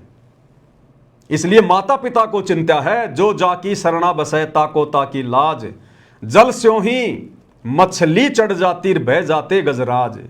तो जब हम अपने गुरुदेव पर आश्रित हो जाएंगे पूर्णतया, फिर देखना ये परमात्मा खुले हाथ से हमें इस गंदे लोक के सुख भी भुगवाएगा। तो हमने केवल भक्ति मांगनी है परमात्मा से, और निष्क्रम भाव से भक्ति करनी है, कोई डिमांड नहीं करनी हमने गुरुदेव से। परमात्मा कहते हैं जब लग भक्ति सह कामना तब लग निष्फल सेव, और कहे कबीर वे क्यों मिले निष्कामी निज देव। जब लग भक्ति सह कामना, जब तक आप इस सतगुरु की भक्ति को मन में किसी प्रकार की डिमांड या इच्छा रख के करते हो, तब लग निष्फल सेव, तुम्हारी पूजा तुम्हारी भक्ति निष्फल है, बेकार है। और कहे कबीर वे क्यों मिले निष्कामी निजदेव, वो परमात्मा तो निष्काम भक्ति करने वालों को प्राप्त होता है, तुम्हें क्यों मिलेगा। तो निष्क्रम भाव से हमने भक्ति करनी है। निर्दोषा धोखा रहित, भगत ने किसी के साथ सौपन में भी धोखा करना तो दूर सोचना भी नहीं है, क्योंकि भगत अगर धोखा करेगा तो आत्मा निर्मल कैसे होगी, सतगुरु प्रसन्न कैसे होगा जो घट में बैठा हुआ है। गंदी जगह में तो फिर सतगुरु बैठेगा ही नहीं, और सतगुरु यदि घट से बाहर निकल गया तो दूसरा कौन है फिर, काल, वो आ बैठेगा, सारे उल्टे काम होंगे फिर। तो निर्दोषा यानी धोखा रहित होना चाहिए भगत को। परमात्मा कहते हैं कबीरा आप ठगाइए और न ठगिए कोई, अरे आप ठगाए सुख होता है, औरों को ठगे दुख होए। अगर हमारे साथ कोई धोखाधड़ी करके हमारे साथ धोखा कर रहा है तो उसमें हमने संतोष करना चाहिए, कोई बात नहीं भाई, परमात्मा और देगा, समर्थ मेरे साथ में है, कोई चीज की कोई कमी नहीं है। लेकिन हमारे मन में दूसरों के साथ में ठगी करने का अगर विचार भी आ गया, धोखा करना ठगी करना तो बहुत दूर की बात है। अगर आपने एक पैसे की ठगी भी कर ली, धोखा भी कर लिया, आपके अंदर अगर कोई स्वार्थ उत्पन्न हो गया जरा सा भी किसी भी बात को लेकर, उसी समय सतगुरु नाराज होगा, क्योंकि वो अंतर्यामी है, जानी जान है, उससे कुछ भी छुपाया नहीं जा सकता। कबीर अंतर्यामी एक तुम आत्म के आधार, और जो तुम छोड़ो हाथ तो में कौन उतारे पार। तो भगत ने धोखा रहित सील, सील मानी शांत स्वभाव वाला होना चाहिए भगत, शांत स्वभाव वाला। अगर नुकसान हो गया तो परमात्मा कहते हैं बेटा तेरा क्या नुकसान हो गया, तेरा क्या नुकसान हो गया। पहली बात तो तेरे पास है ही क्या जिसका तू दुख मना रहा है, शोक मना रहा है। इतना तुझे ज्ञान दे दिया, तेरा कुछ है नहीं, जो भी कुछ है ये काल का है, तू तो होटल में किराएदार है। तेरा क्या बिगड़ गया, तेरा क्या टूट गया, कल को तू मरेगा सब कुछ यहीं छोड़ के जाएगा। आज तेरे पास है क्या, करोड़ों बार तू राजा रह चुका, जब वो छोड़ छाड़ के चला गया तो आज तो तेरे पास है ही क्या। तो परमेश्वर कह रहे हैं कि भगत ने शीलता धारण करनी चाहिए, संतोष करना चाहिए भगत ने गुरु ज्ञान आधार से, कि ये सांसारिक वैभव की वस्तुएं ना जाने मैंने कितने जन्मों में प्राप्त करी, राजा बन के, मंत्री बन के, प्रधानमंत्री बन के, और एक्सीडेंट में मर जाते हैं, सारा राजपाट यहीं रह जाता। क्या लेके गया हो, क्या था अपना। क्षमा, भगत के अंदर विशेष गुण होना चाहिए, क्षमा, माफ करना, सामने वाले को माफ करना, ये परमेश्वर ने विशेष गुण बताया भगत का। अगर माफ करने की प्रवृत्ति हमारे अंदर पैदा होगी तो लड़ाई झगड़े खत्म होंगे, मनमुटाव खत्म होगा, राग द्वेष ईर्ष्या के भाव नहीं बनेंगे हमारे अंदर।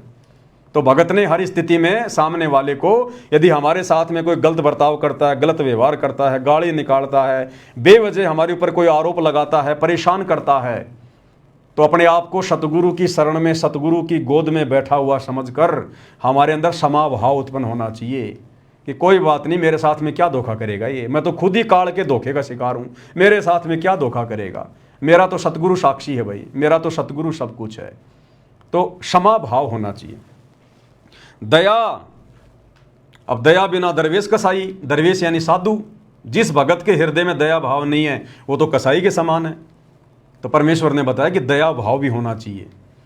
भगत ने कोई जीव हत्या नहीं करनी चाहिए, जीव हत्या का समर्थन नहीं करना चाहिए, किसी के साथ में मार पिटाई नहीं करनी चाहिए। भले हमें कोई दो थप्पड़ मार ले हमें मंजूर है, लेकिन भगत ने, चाहे भगत पहलवान है और सामने वाला अगर 5 साल का बालक भी गाली दे रहा है तो भी भगत ने उल्टा जवाब नहीं देना चाहिए उसको बालक समझ के, नादान समझ के, क्योंकि हमने गुरु प्रसन्न करना है, हमारी परीक्षा रह रह के लेगा परमात्मा। तो भगत के अंदर दया भाव भी होना चाहिए। तो ये 16 आभूषण बताए परमेश्वर ने शब्द में कि नाले धोले ओढ़ पैर ले कर 16 श्रृंगार, और आज नहीं तो तड़के परस्यों आवेंगे तेरे लणियार, होले सुहागण सुरता त्यार मालिक घर जाना है। अब मंत्री जी ने तो 2 लाइन बोल के छोड़ दिया और कह रहे हैं कि आप इसकी गहराई में जाओ, शब्द क्या कह रहा है। अब मंत्री जी को पता हो तब समझ आए ना। अगली लाइन में क्या कहा परमेश्वर ने, नाले धोले ओढ़ पैर लेकर 16 श्रृंगार, नाले धोले ओढ़ पैर लेकर 16 श्रृंगार, आज नहीं तो तड़के परस्यों आवेंगे तेरे लैनी यार, मालिक घर जाना है तू तो होले सुहागण सुरता त्यार, मालिक घर जाना है तेरा सुन शिखर भर तार मालिक घर जाना है।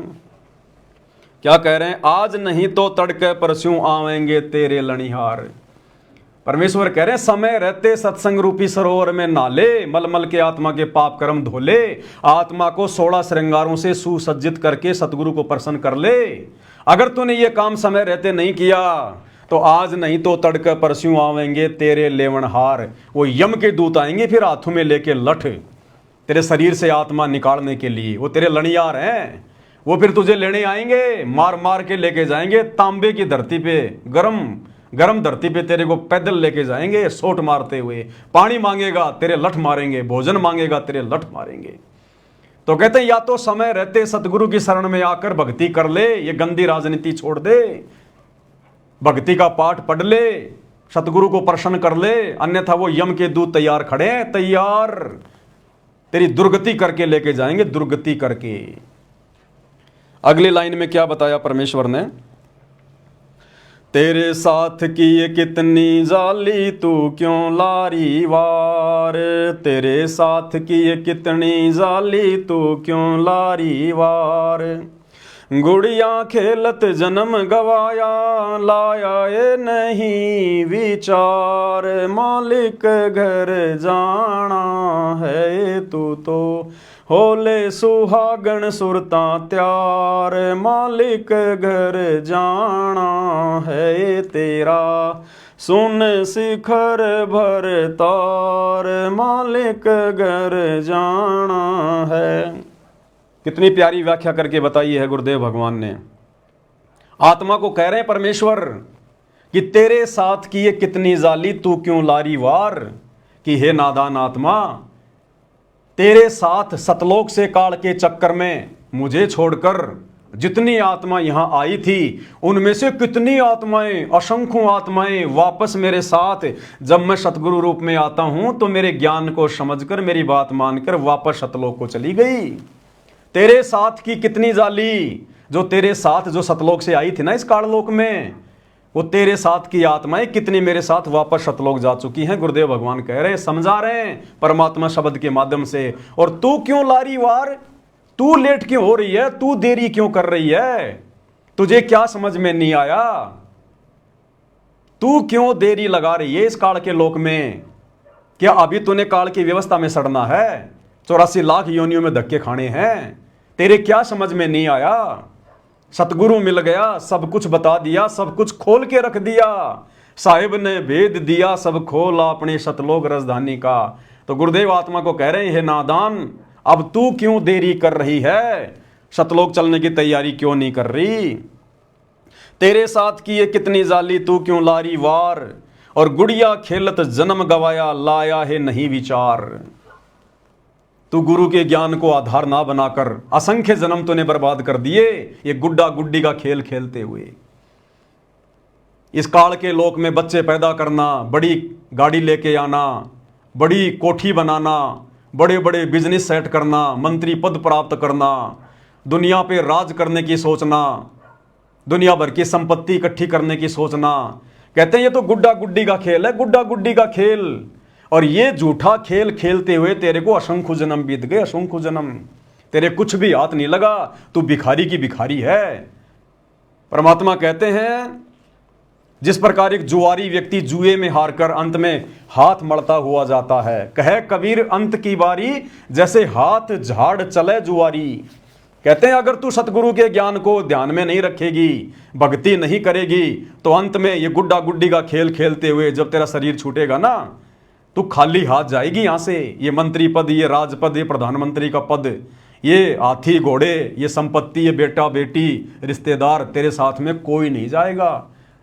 इन सब को प्राप्त करने के लिए तूने जो जीवन बर्बाद कर दिया, जो झूठा खेल खेला है, जो पाप कर्म तूने इकट्ठे किए हैं, कहते हैं फिर वो पाप कर्म की गठड़ी बांध के लेके जाएगी तू, फिर नरक में भोगेगा, 84 लाख में भोगेगा। तो परमेश्वर आत्मा को जगा रहे हैं, गुड़िया खेलत जन्म गवाया लाया है नहीं विचार, मालिक घर जाना है। आगे क्या कह रहे हैं गुरुदेव? सतगुरु म्हारे बाणिया हे करते बिणज व्यवहार। सतगुरु म्हारे बाणिया हे करते बिणज व्यवहार। बिन डांडी बिन पालड़े है तोले दिया संसार। मालिक घर जाना है तू तो होले सुहागण सुरता त्यार। मालिक घर जाना है तेरा सुन शिखर भर तार। मालिक घर जाना है। सतगुरु म्हारे बाणिया हे करते बिणज व्यवहार। जो बाणिया होता है, जो लालाजी होता है ना, सेठ वैश्य, वो किस तरह से अपना व्यापार करता है। वो ठगी का काम नहीं करता, एक एक पैसे का हिसाब रखता है। तो कहते हैं हमें जो सतगुरु मिल गए ना, वो बाणिये की तरह हैं और भक्ति रूपी ये बिणज कर रहे हैं। भक्ति का सौदा करने आए सतगुरु, भक्ति मुक्ति के दाता सतगुरु भटकत प्राण फिरंदा। उस साहिब के हुक्म बिना नहीं तरवर पात पिलंदा। तो हमारे सतगुरुदेव ने, हमारे भगवान ने आज ये भक्ति रूपी सौदा बिल्कुल खरा खरा कर दिया, खरा खरा। सारे धर्मशास्त्रों का निष्कर्ष निकाल के रख दिया, निचोड़ निकाल के रख दिया। हर धर्म के मानने वाले के धर्मशास्त्रों का खरा खरा सौदा कर दिया। सतगुरु म्हारे बाणिया हे करते बिणज व्यवहार। तो ये भक्ति रूपी व्यापार परमेश्वर ने बिल्कुल ऐसा कर दिया है कि 9 मन सूत उलझिया ऋषि रहे जकमार। और सतगुरु ने ऐसा सुलझा दिया, अब उलझे न दूजी बार।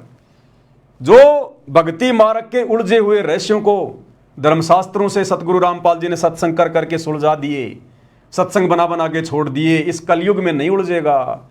हाँ, अगर किसी की नीयत नहीं है भक्ति करने की, पार होने की, वो बात अलग है। बाकी सतगुरु ने कोई कमी नहीं छोड़ी भक्ति रूपी व्यापार करने में।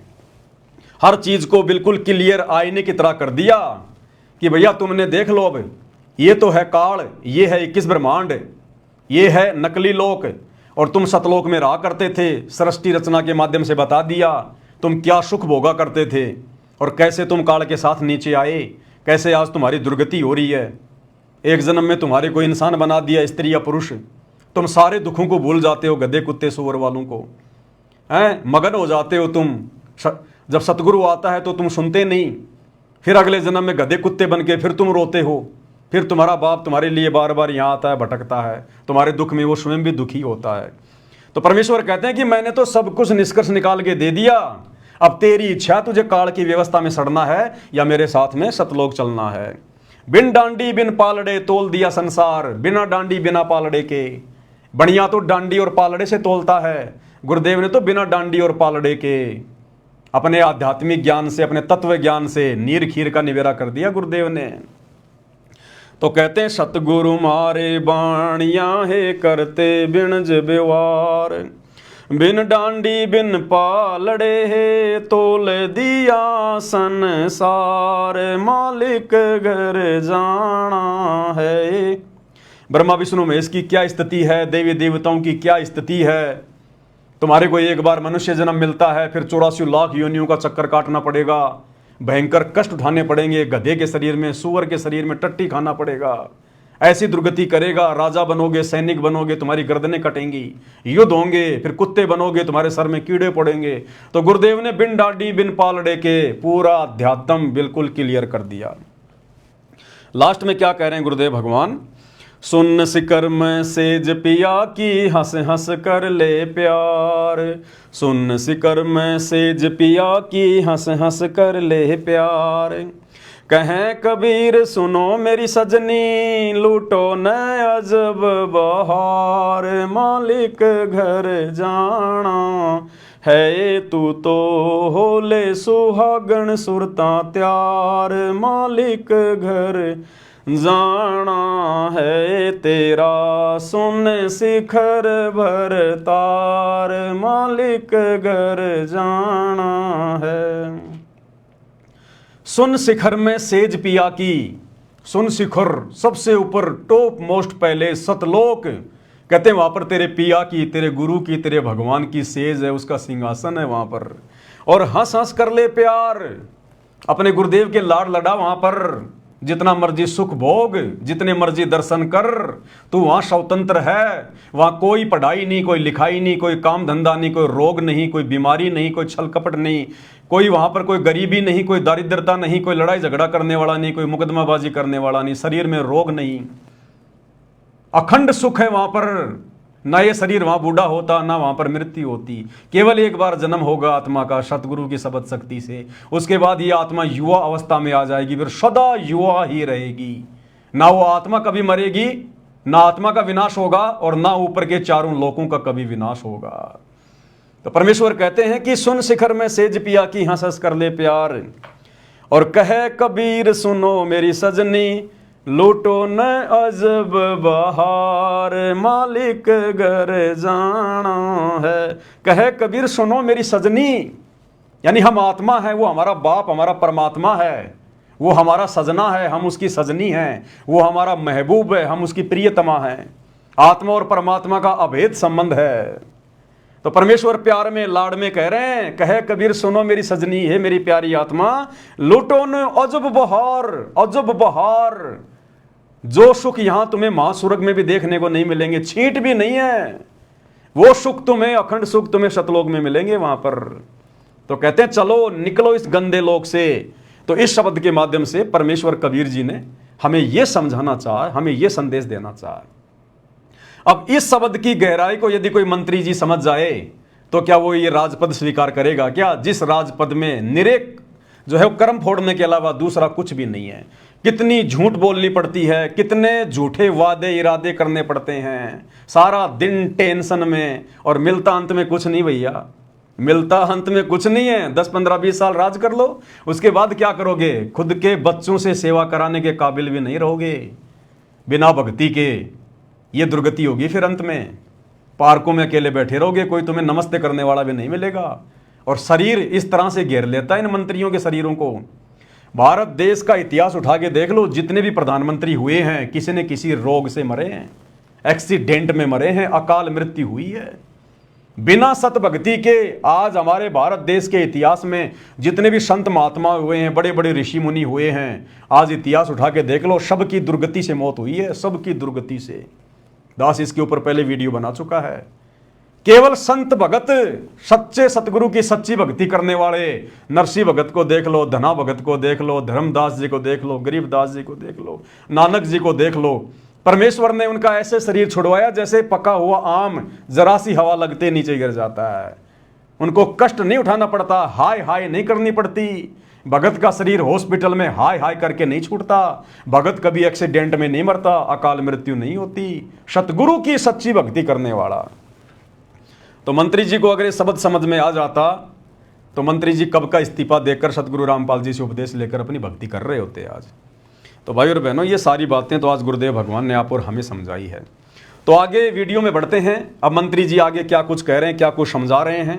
सतलोक आश्रम से जुड़े हुए भाई बहनों को समझना चाहिए, विचार करना चाहिए, किस प्रकार से धोखा इस काल ने तुम्हारे साथ गुरुजी के बेटों को निमित्त बनाकर राजनेताओं की रैलियों को सफल बनवा के किया है। क्या कह रहे हैं आगे मंत्री जी। और मैं तो हजारों सभाओं में, मैं सत्संग में तो मैं अपने इलेक्शन में तो बोलता ही सत्साहेब था। क्या कह रहे हैं मंत्री जी कि हजारों सभाओं में, मेरी हर मीटिंग में, मेरी हर सभा में मैं तो बोलता ही सत साहिब हूं, क्योंकि मैं तो कबीर पंथी हूं, मेरे बाप दादा जो है कबीर पंथ से जुड़े हुए थे। मैं तो बोलता ही सत साहिब हूं। क्योंकि बहुत सारे लोगों ने ये ऑब्जेक्शन उठा दिया कि आपने सत साहिब इसलिए बोला है कि आपकी रैली में संत रामपाल जी के भगत आए थे। तो मंत्री जी अपना पल्ला झाड़ रहे हैं कि कोई भी व्यक्ति और संत रामपाल जी के भगत ये ना सोचे कि संत रामपाल जी के भक्तों की 500 बसों में बैठकर परशुराम जयंती को सफल बनाने के लिए जो भीड़ आई है, उस भीड़ के स्वागत में मैं सत्साई बोल रहा हूं। संत रामपाल जी के भगत ये समझने की गलती ना करें। मंत्री जी कह रहे मेरी तो आदत है, मैं तो हर सभा में, हर मीटिंग में, जहां भी जाता हूं मैं तो सत्साई भी बोलता हूं। तो ये भी मंत्री जी ने भक्तों के मुंह पे तमाचा मार दिया। जो भगत वहां पर मंत्री जी के मुंह से सत्साहिब सुनकर लट्टू हो रहे थे कि मंत्री जी ने सत्साहिब बोल दिया, गुरु जी का जयकारा लगा दिया। मंत्री जी कह रहे हैं मेरी तो आदत है भैया, चाहे मैं गोरखनाथ की जयंती में जाऊं, चाहे मैं परशुराम की जयंती में जाऊं, मेरी तो आदत है सत्साहिब बोलने की। तो ये भी भक्तों के मुंह पे तमाचा। आगे क्या कह रहे हैं मंत्री जी। अब मंत्री जी का हो गया किस्सा समाप्त भाई और बहनों। अब आपको एक फीमेल मंत्री से मिलवाते हैं। फीमेल मंत्री, ये हमारी गुरु बहन है, हिमाचल से है, सतगुरु रामपाल जी की शिष्या है, और कहते हैं गधे की आंख में घी डालो ये सोचेगा मेरी आंख फोड़ रहा है। अब इनको कितना ही समझा दो भाई और बहनों, सतलोक आश्रम से जुड़े हुए भाई बहनों को, सात संगति की वीडियो देखकर भी इनकी बुद्धि ठिकाने नहीं आ रही। इनकी आत्मा के अंदर जो जंग लगा हुआ ना वो नहीं उतर रहा।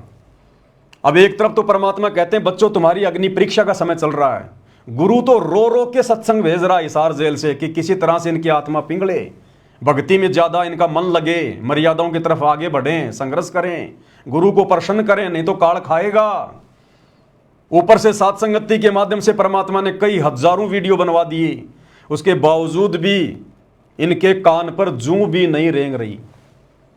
अब ये हमारी गुरु बहन है, हिमाचल से है, और सतलोक आश्रम वालों ने जो एक यूट्यूब चैनल खोल रखा है सा न्यूज चैनल, तो हर स्टेट का इन्होंने वो बना रखा है एक चैनल, सा न्यूज हरियाणा, सा न्यूज उत्तराखंड, सा न्यूज हिमाचल, सा न्यूज मध्य प्रदेश, और कुछ एक भक्तों को 1.5 फुट का माइक देकर जो है वो पत्रकार बना रखा है। और वो सारा दिन भक्ति तो करते नहीं, लेके माइक और घूमते रहते हैं, इधर उधर की खबरें इकट्ठा करके और चैनलों पर डालते रहते हैं जो हमारे किसी मतलब की नहीं, किसी काम की नहीं। शिमला में बर्फ गिर गई, क्या करना, नीचे दब के मरना है क्या? कुल्लू में 200 फीट गहरी बस गिर गई, हमने क्या करना भैया? दुनिया भर की बसें गिर रही हैं, दुनिया भर की फालतू की न्यूज डालते रहते हैं, भक्तों का भी समय बर्बाद कर रहे हैं, अपना भी अनमोल समय और समाज से बर्बाद कर रहे हैं। और ये बेचारे युवा भक्तों को काल ने मोरा बना रखा है।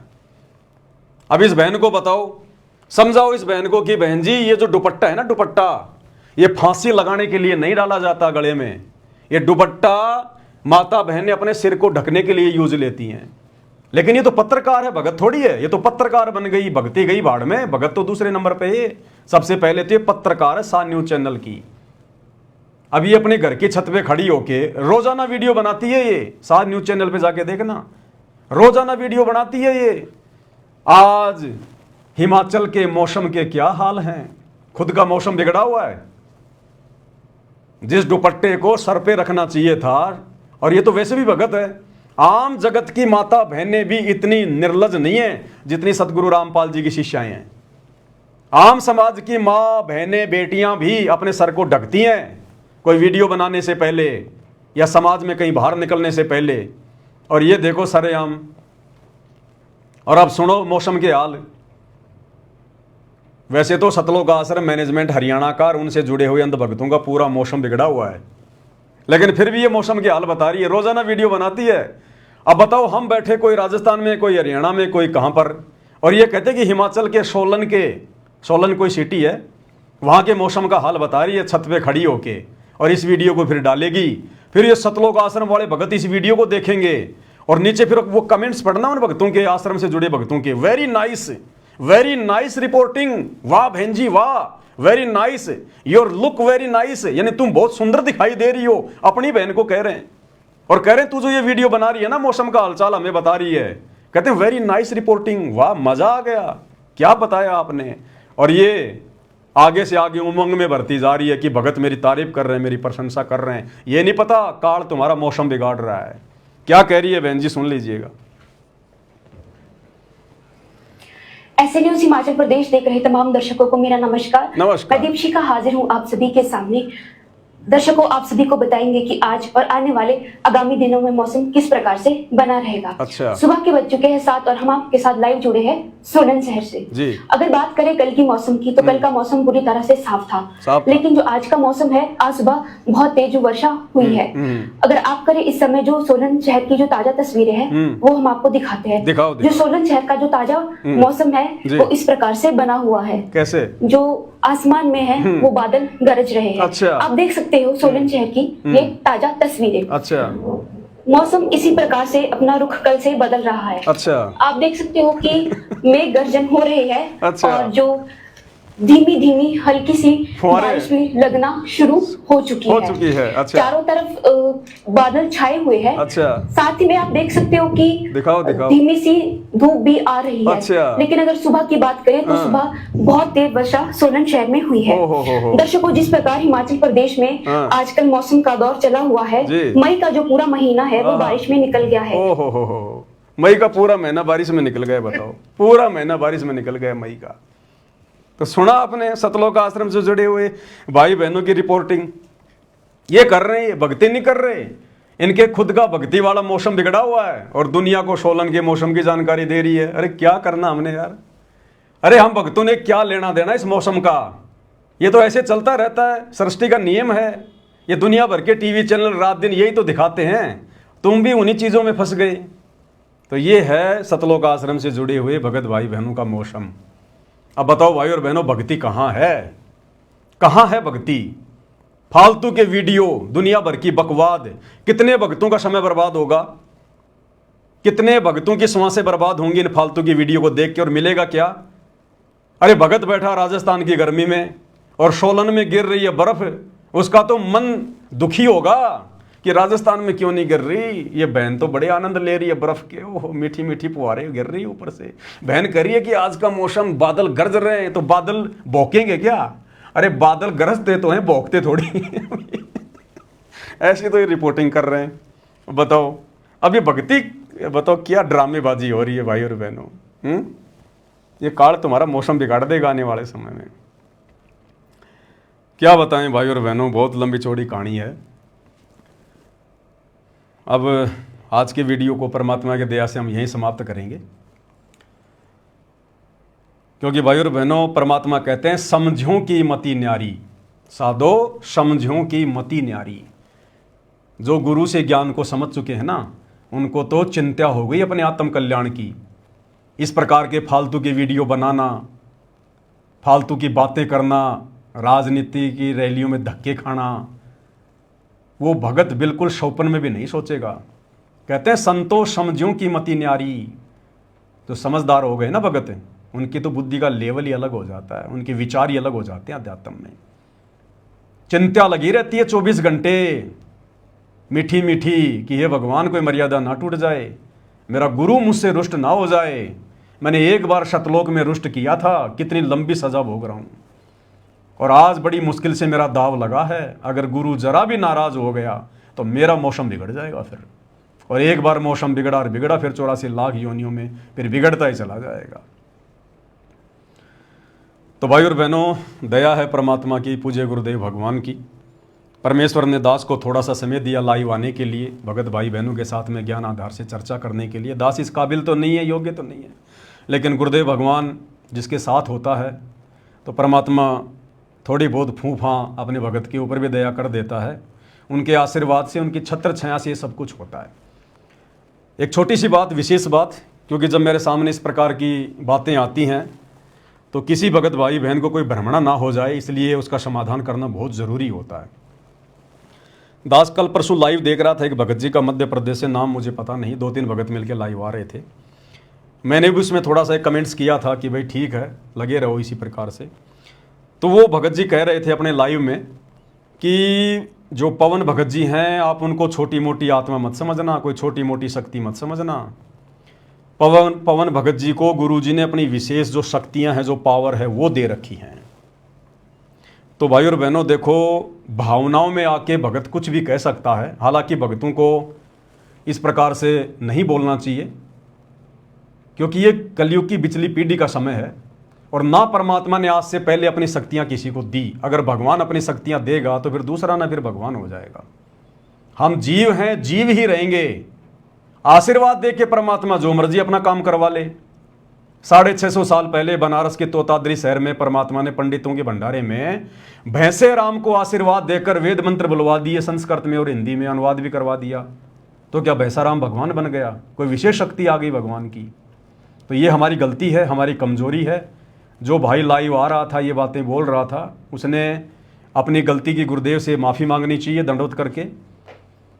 कोई शक्ति नहीं है किसी के अंदर भाई और बहनों, हम जीव हैं 2 कोड़ी के। अगर कोई शक्ति आ गई ना तो यहाँ पर गुब्बारे की तरह जीव फूल जाएगा। भक्ति और भगवान 2 मिनट में भूल जाएगा वो। गुरुदेव ने हमें क्या बताया कि बच्चों 24 सिद्धियां हैं। जब तुम ये भक्ति करोगे, मर्यादाओं में रहोगे, गुरु को इष्ट मान के भक्ति करोगे, तो ये सिद्धियां ऑटोमेटिक तुम्हारे अंदर काम करना शुरू कर देंगी। तुमने सिद्धियों का कोई प्रयोग नहीं करना है। अगर तुम्हारी कोई अगर खुल भी जाए कोई अगर वो कमल वमल, तो भी तुमने सिद्धियों का प्रयोग नहीं करना, नहीं तो भक्ति नष्ट कर दोगे। गुरुदेव ने बताया तुम मर्यादा में रह के भक्ति करते रहो। इस शरीर में ऐसा सिस्टम फिट कर रखा है गुरुदेव ने, ये सिद्धियां ऑटोमेटिक हमारे ऊपर काम करेंगी। अरे आज ये सिद्धियां काम कर रही हैं तभी तो हम भक्ति कर रहे हैं, मर्यादा में रह के कर रहे हैं, समाज से संघर्ष कर रहे हैं। आश्रम वालों की सिद्धियां काम नहीं कर रही, देखो कैसे काल इनको ठग रहा है। आप और हमारी सिद्धियां काम कर रही हैं। सिद्धियां हमें डगमग नहीं होने दे रही, सिद्धियां हमें संघर्ष करने की प्रेरणा दे रही हैं। ये सिद्धियां ही तो हैं। सिद्धियां मतलब सतगुरु का आशीर्वाद। तो 24 प्रकार से गुरुदेव ने अपना आशीर्वाद दे रखा भगत को। तो गुरुदेव का आशीर्वाद यानी उनकी वो सिद्धियां, वो शक्तियां ऑटोमेटिक उस भगत के साथ हो जाएंगी, उसके सहयोगी हो जाएंगी भक्ति मार्ग में। जो भगत गुरु को इष्ट मान के मर्यादा में रह के भक्ति करेगा, ये ऑटोमेटिक सिस्टम है ये। तो वैसे कोई शक्तियां वक्तियां नहीं है भाई और बहनों, इस बहम में ना रहना। बोलने को कोई कुछ भी बोल सकता है, सब स्वतंत्र हैं, लेकिन ये सिद्धियां ऑटोमेटिक काम करेंगी, सब में काम करेंगी। और जिस जिसका परमात्मा ने मोक्ष करना होगा उन सब के अंदर ये सिद्धियां काम करेंगी और कर रही है वर्तमान में। सभी सत्सेवक भाई बहनों में सिद्धियां काम कर रही हैं। तभी तो इतनी उलझनों के बाद भी हमारे को कितने धर्म संकटों में डाला गया। साथ संगति से जुड़े हुए भगत भाई बहनों के ऊपर कितना दबाव, कितना प्रेशर। गुरुजी से हमारे ऊपर मुकदमे लगवा दिए गए। जिस गुरु को परमात्मा मान के हम भक्ति कर रहे हैं, अपना सब कुछ छोड़ दिया, उस गुरु से हमारे ऊपर मुकदमे करवा दिए और हमारे अंदर गुरु के प्रति -1% भी कोई दोष नहीं आया। तो ये सिद्धियां तो काम कर रही हैं हमारे अंदर। हमें जेल करवा दी, हमारे साथ मार पिटाई होती है, हमें गुरुद्रोही घोषित करवा दिया। हम घरवालों के साथ में संघर्ष कर रहे हैं, बहनें अपने पति के साथ में कर रही हैं, पत्नियां जो है अपने पति के साथ में कर रही हैं विषय वासनाओं को लेकर। ये सिद्धियां तो काम कर रही हैं, गुरु का आशीर्वाद ही तो काम कर रहा है। अन्यथा आप जी संघर्ष कर सकते हो क्या? हम भक्ति मार्ग पर एक कदम भी नहीं चल सकते। आग लगी हुई है भयंकर रूप से। परमात्मा कहते हैं आग लगी आकाश में, जड़ जड़ पड़े अंगार, संत ना होते धरती पर जल मलता संसार। ये पूरी दुनिया ब्रह्मा विष्णु महेश तक, ये देवी देवता तक विषय वासनाओं की आग में जल रहे हैं। और आप और हमें परमात्मा इस गंदे लोक में जहां पर इस आग से बचना नामुमकिन, बड़े बड़े ऋषि संत महात्मा नहीं बच पाए, दुर्वासा जैसे नहीं बच पाए, विश्वामित्र जैसे नहीं बच पाए, और आप और हम 2 कोटि के जीव जिनकी कोई औकात नहीं, आज हमें परमात्मा बचा रहे हैं। तो ये सिद्धियां तो काम कर रही हैं ऑटोमेटिक, भगवान की शक्तियां तो काम कर रही हैं। तो अकेले पवन दास में थोड़ी काम कर रही हैं, तो सब में काम कर रही है, हजारों में काम कर रही हैं। जिसने अपने गुरु को अपना बाप मान लिया, वो हाथ अपना रख दे सर पर, जिसने मान गुरु को बाप लिया। जब वो हाथ रख देगा, आशीर्वाद दे देगा, तो सिद्धियां ऑटोमेटिक काम करेंगी। तो सब में सिद्धियां काम कर रही हैं। स्पेशल परमात्मा किसी को कोई सिद्धियां विधियां नहीं देने वाला। यहाँ पर सिद्धियां दे दे के बिगड़ गए। गोरखनाथ को दी सिद्धियां, उसकी भक्ति के प्रतिफल में बिगड़ गया। देख लो, दुर्वासा को दी उसने सिद्धियां, 56 करोड़ यादव मार डाले, कितने उसने पाप कर्म उसने मोल ले लिए। जिन जिनको भगवान ने सिद्धियां दी उनके भक्ति के प्रतिफल में अब वो गधे कुत्ते सुअर बन के हांड रहे हैं, कहीं अपना मनुष्य जीवन बर्बाद कर गए वो। तो ये गलतियां परमात्मा नहीं करेगा, अपनी आत्माओं को नहीं बिगाड़ेगा। कलयुग की पिछली पीढ़ी है, जितनी आवश्यकता होगी अपना आशीर्वाद से काम करवा लेगा। सिद्धियां विधियां नहीं होती भाई, यहाँ पर ध्यान रखना इन चीज़ों का। तो आज के वीडियो में केवल इतना ही। परमात्मा हम सबको आज्ञा दें, आशीर्वाद दें, सद्बुद्धि दें, भक्ति मार्ग में हमारा मार्गदर्शन करें। बंदी छोड़ सतगुरु रामपाल जी भगवान की जय हो।